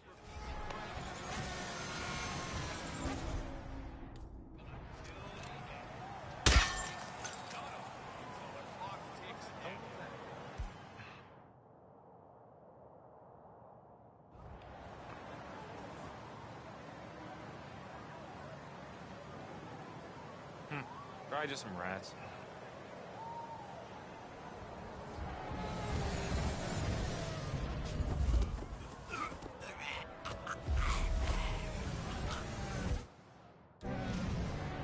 So Maximiliano Diaz came in third last year on this track. He wanted to bet. Surprise.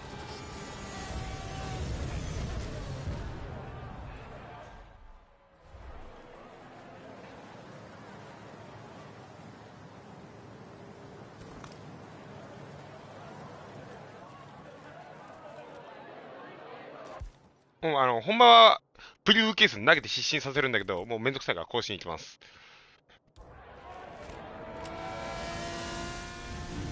まだ無理だな。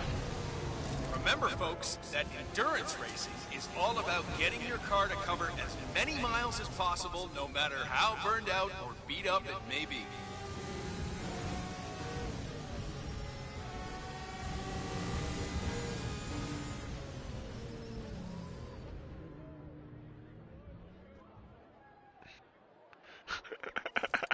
いや、ヒットマンの TA の方がやばい。あれ、マジで超えられない人がいる。マジで上手い人いるんだよね。What a great atmosphere. The audience has come to see some.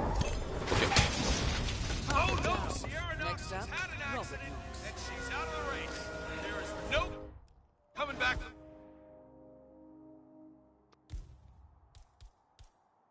That one, wow. Well, let's hope she's safe. これでスタートメント。Octane boost. Oh.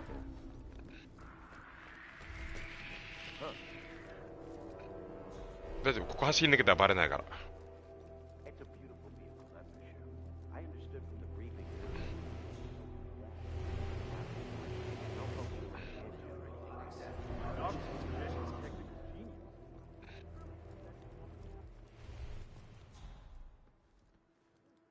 Well, that was exciting. おっと、やった。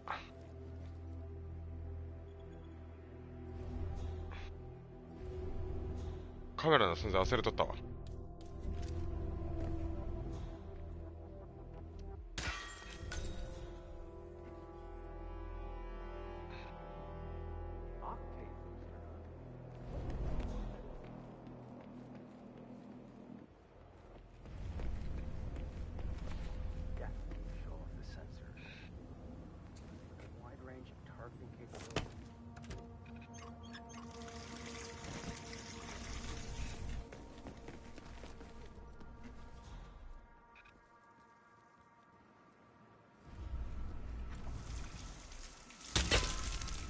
あ、気づかんか、この音は。OK、気づいたな。これで誘導できるはず。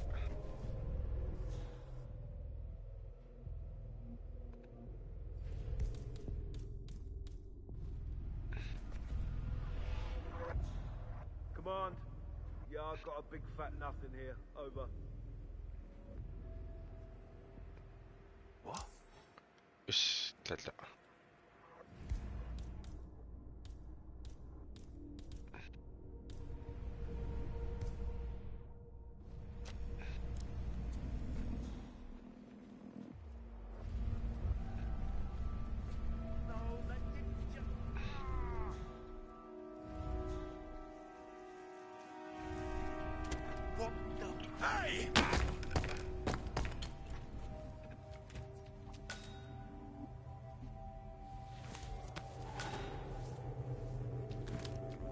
OK。これで変装完了。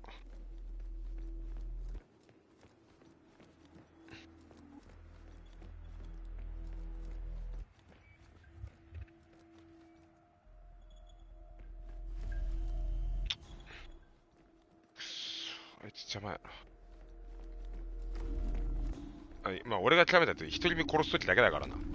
2人目以降は俺全然やからな。どっか裏がれたんだよな。ここやな。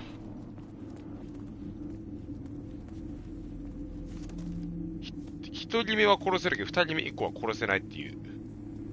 2人目の狙撃がちょっとまたパターンがわからん。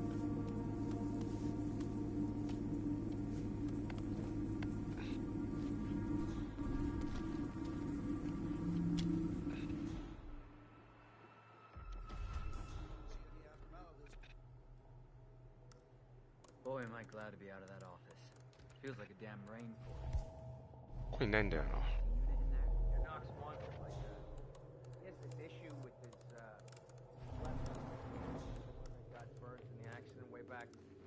Apparently it dries out in low humidity or something, so anyone messes with the AC, Knox gets real cranky.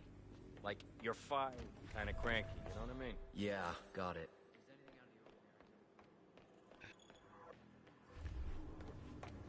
So, Al, I haven't seen you in a while.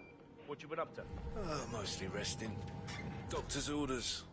Yeah, that thing in Hokkaido really did a number on me. あれ、パソコンどこだっけな。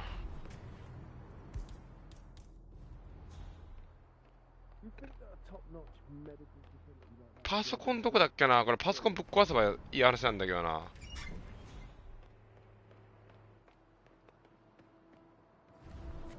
パソコンルームどこだったっけな。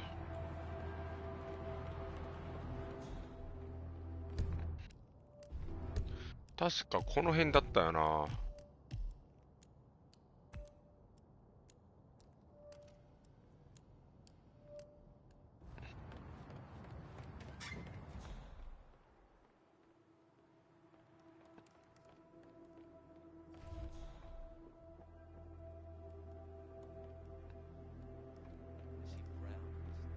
Guys, jeez.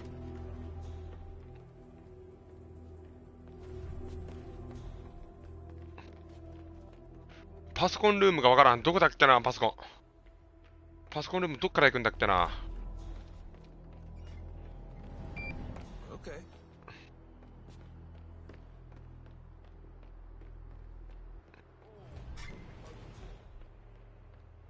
さ、パソコンどこだっけ。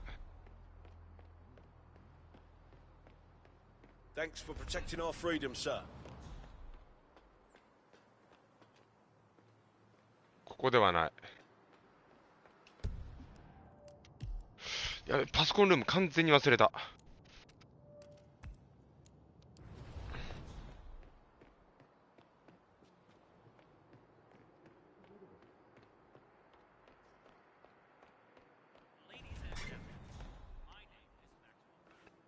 Ah, man, we're good.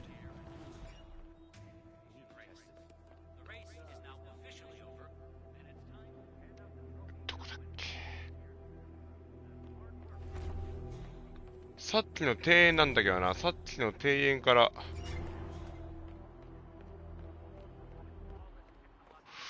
多分ここら辺だったんだよな。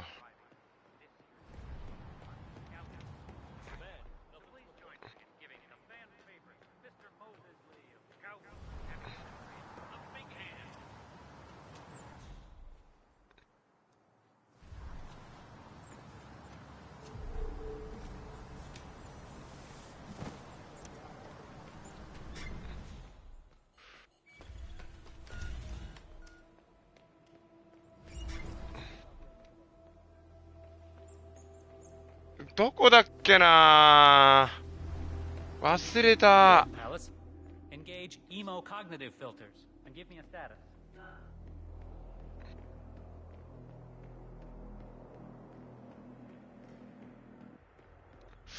パソコンルームどこだったっけな。リリース解除のパソコンぶっ壊せばこいつおびき出せるんだよな。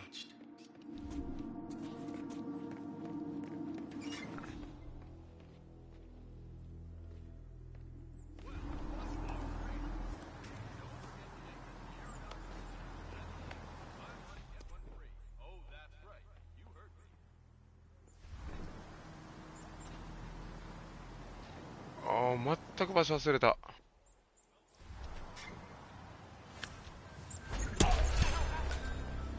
Both targets down.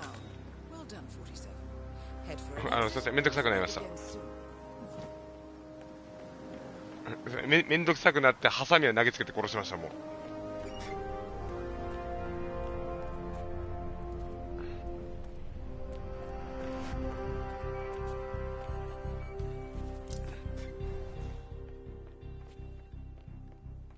バールがあったらな、ほんとはそのままドア壊してヘリに乗って脱出できるんだけど、ちょっともうないんで、バールないんで歩いて帰ります。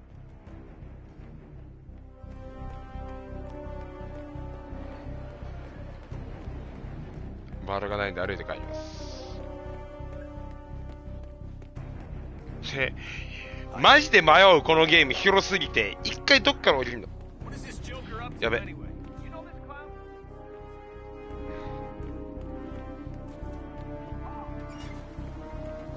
やべ。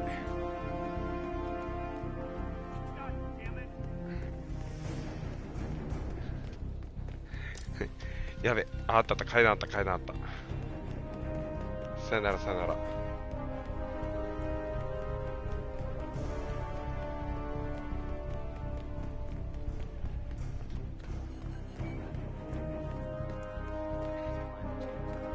いやでもすごいな、マジで映像綺麗になった。これすごいわ。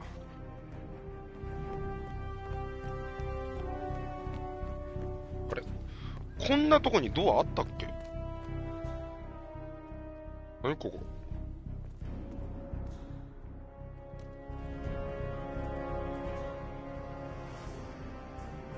俺こんな初めて知ったんだけど。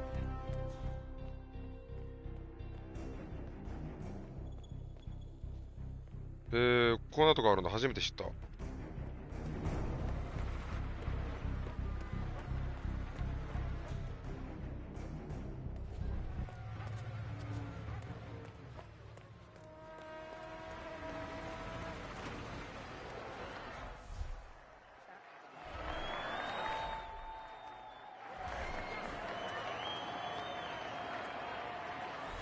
そろそろ当たるんじゃないっすか。いや、わかんないっすけど、まだ品薄なんかな。でも、今品薄だったら、ほんといい加減にしてほしいと俺は思うわ。長すぎだもん。発売して1年経ってんだぜ。長すぎな。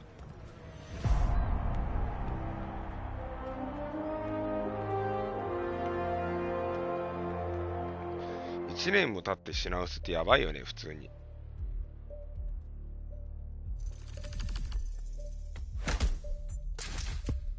残忍な死神。い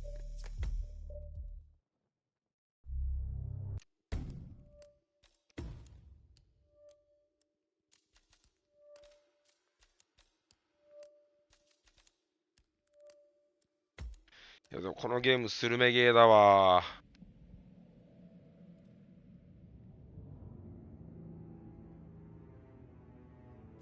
スナイパーアサシン新しく増えてんのかな。3になって。あー、これは DLC 買わなあかんのか。まだここだけか。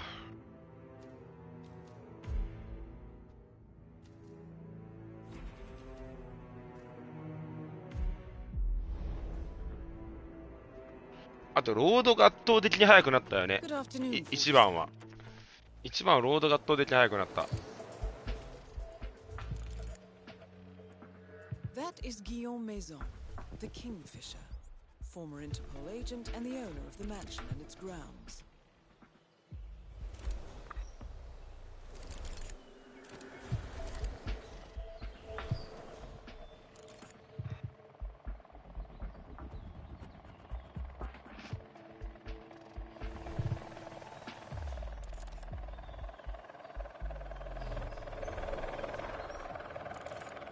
That is Dorian Lang, the Red Robin, former military engineer and father of the bride.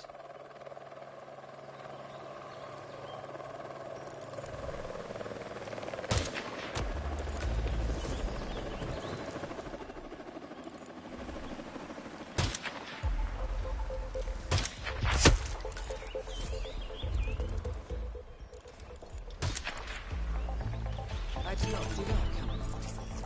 Well done. 47, the situation is about to get out of hand.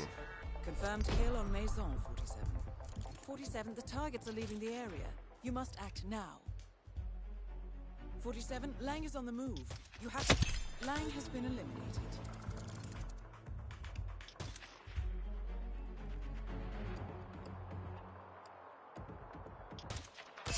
Doris Lee is down.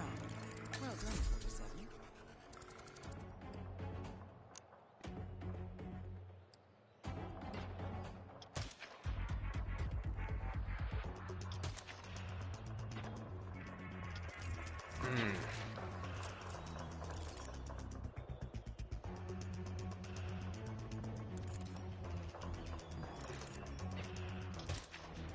むずいわ、このゲーム偏差打ち。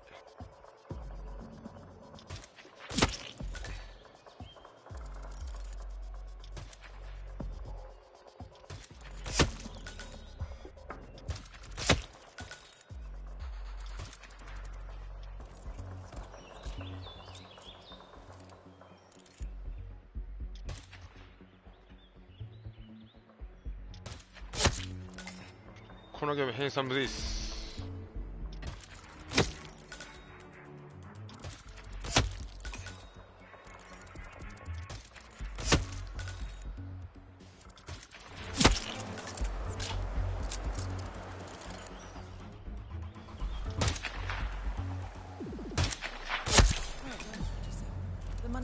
全員殺したかな。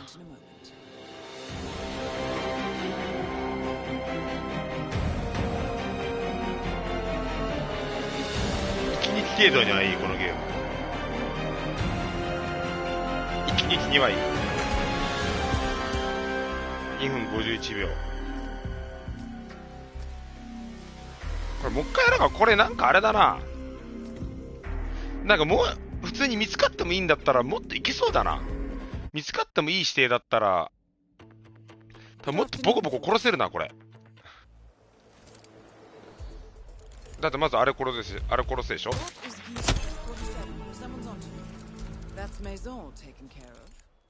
すでしょ。あれ貫通しない。壁貫通ですけど。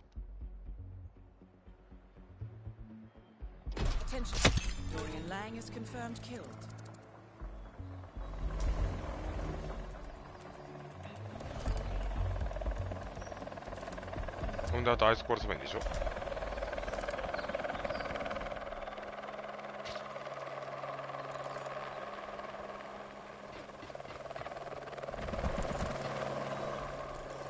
あれさ、思ったんだけどさ、ヘリ落とせねえかな。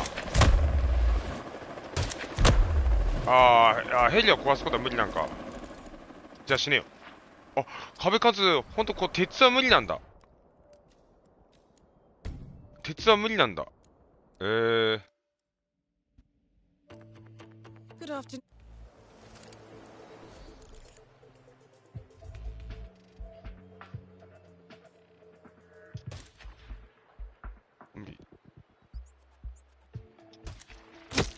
まず一人。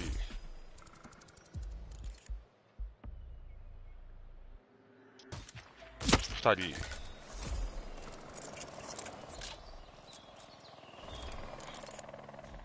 三人。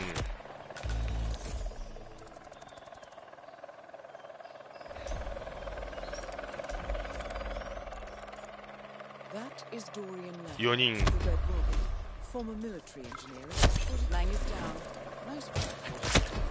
見つかる前に全員殺す。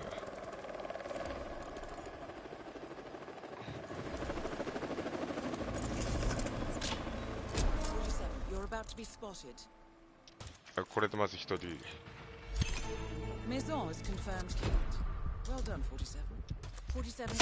これで壁貫通で5人。47, you must stop Lee before she reaches an exit.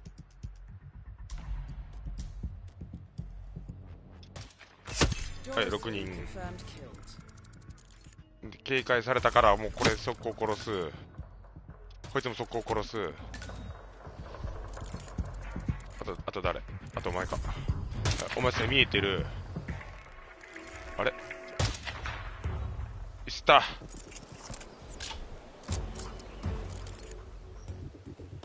逃がすか。ああ、そっちか。もうちょい先か。ここら辺かな。オッケー。んでお前はここら辺。あ、違う、もうちょい先か。ここら辺。あー違う、ここら辺。当たんない、マジ。あいつ逃がしたくねえな。この辺、この辺。よし、お前はこの辺。ここ。壁か。木邪魔。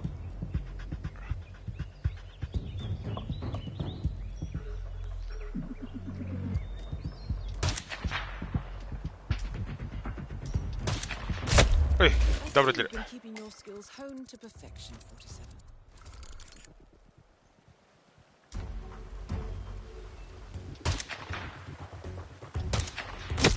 し。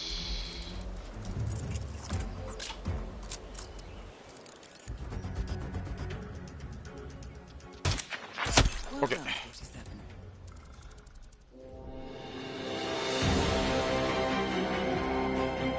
これで何分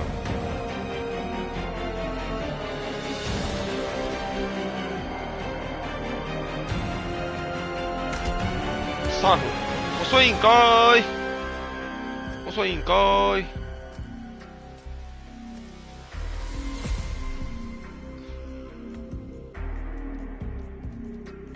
いやでもこのゲーム面白いわー。スルメゲーっすわ、マジで。マジでスルメゲー。もうずっとできる。やっぱ SR が面白いよね。ステージもこんだけあるしな。多いわ。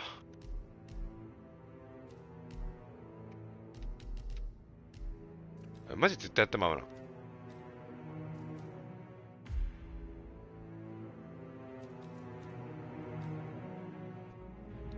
マジ絶対やってまう、このゲーム。やばい。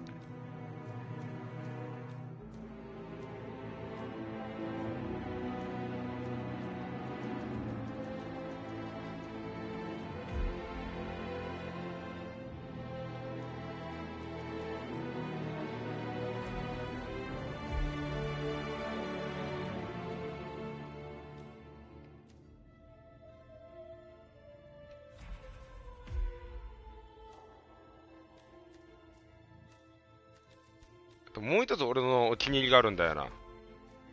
これだったらランク目指せるなって。あれどこだったっけな。あれモロッコだったっけな。バンコクじゃないんだよね。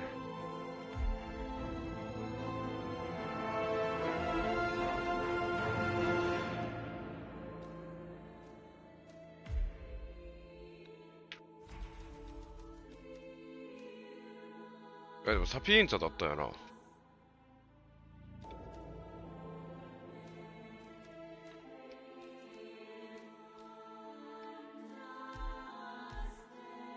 あれサピエンツァだったと思うんだけどな。そっか。新しく1から2やったから、ここミッション出てないんか。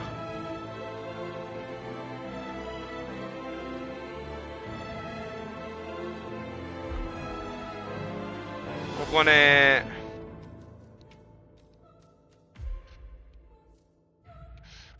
本当は30秒以内に2人殺せっていうミッションがあるんだけど、この先に。それ出てないんか、まだ。そうだ、3になったらここ1からだもんな。それめんどくせえな。思えば、これミッション1個だけやってんねよ。多分これ速攻終わらせれる気がする。てかミスった俺。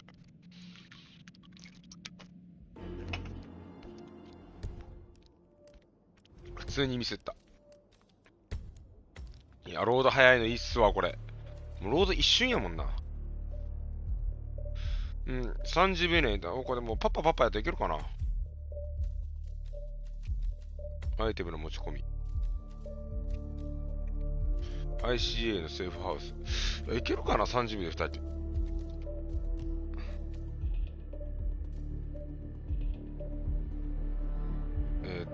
これサプレッサー付き。いや違う。これ武器を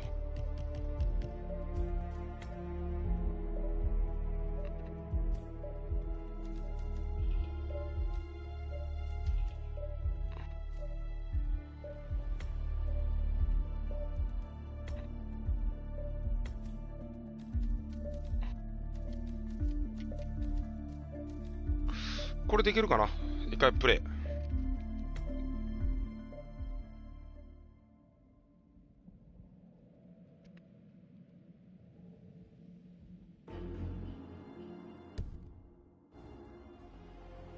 でこっからスタートでしょ。ほんで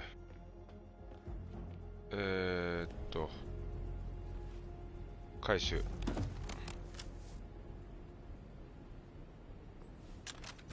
し。でこれで速攻、こっちじゃない。こっちを速攻でレベル5まで一瞬でいけるかな。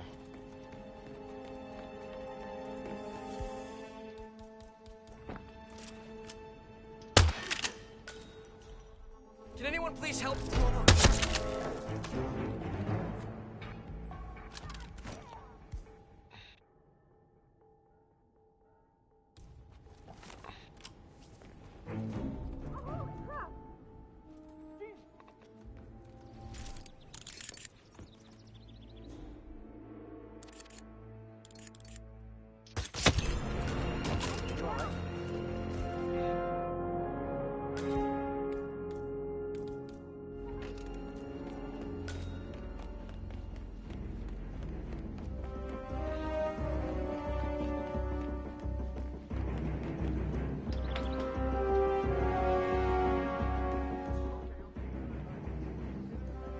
出れる。こんな感じで、ここから2人殺せんのよ。エスカレーション、まずはそういうミッションなんだろうけど、まあ見つけたわ。なんか結構前まで頑張っとったけど、簡単にいけるなと。これで一人倒れてますけど、これを誰かとパンパンいけるな。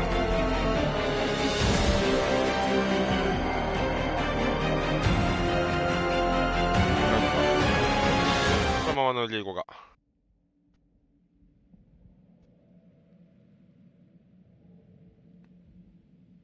ほんまはこうピンポーンって鳴らして出てきたところを顔面殴ってやるんだけど、もう時間かかってめんどくさいんで、普通にやります。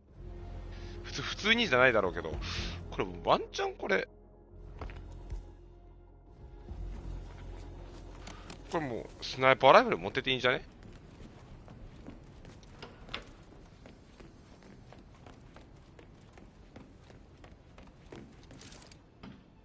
ズームしすぎて見えん。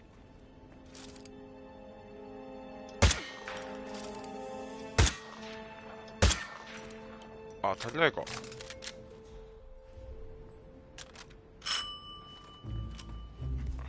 しゃあないな。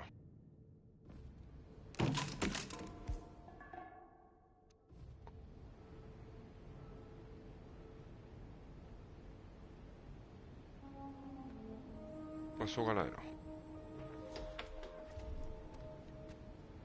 What the hell?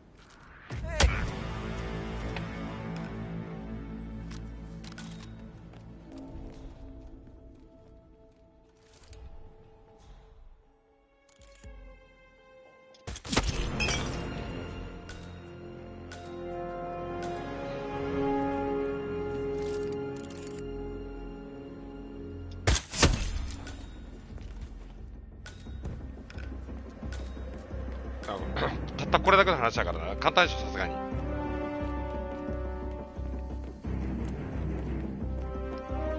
これをレベル5までやったわ、俺。このミッション楽しいんだよね、普通に。すぐ終わるし、簡単だから経験値上げにもいいし。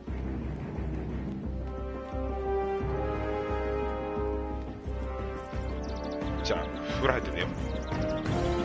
寝ます。また倒れてるわ。これ簡単だから。途中で気づいたんだよね。あれこっからスタートだったら楽じゃね、このミッション。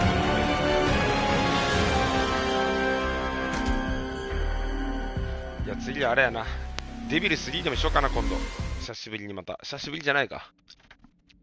最近ヒットマンとマキロンばっかやって、デビル3もあんまりやってなかったからな。マキロンやったけど。まあ、寝る。じゃあ、アバカさん長い時間ありがとう。お疲れ様でした。寝ます、私も。お疲れっす。じゃあまた。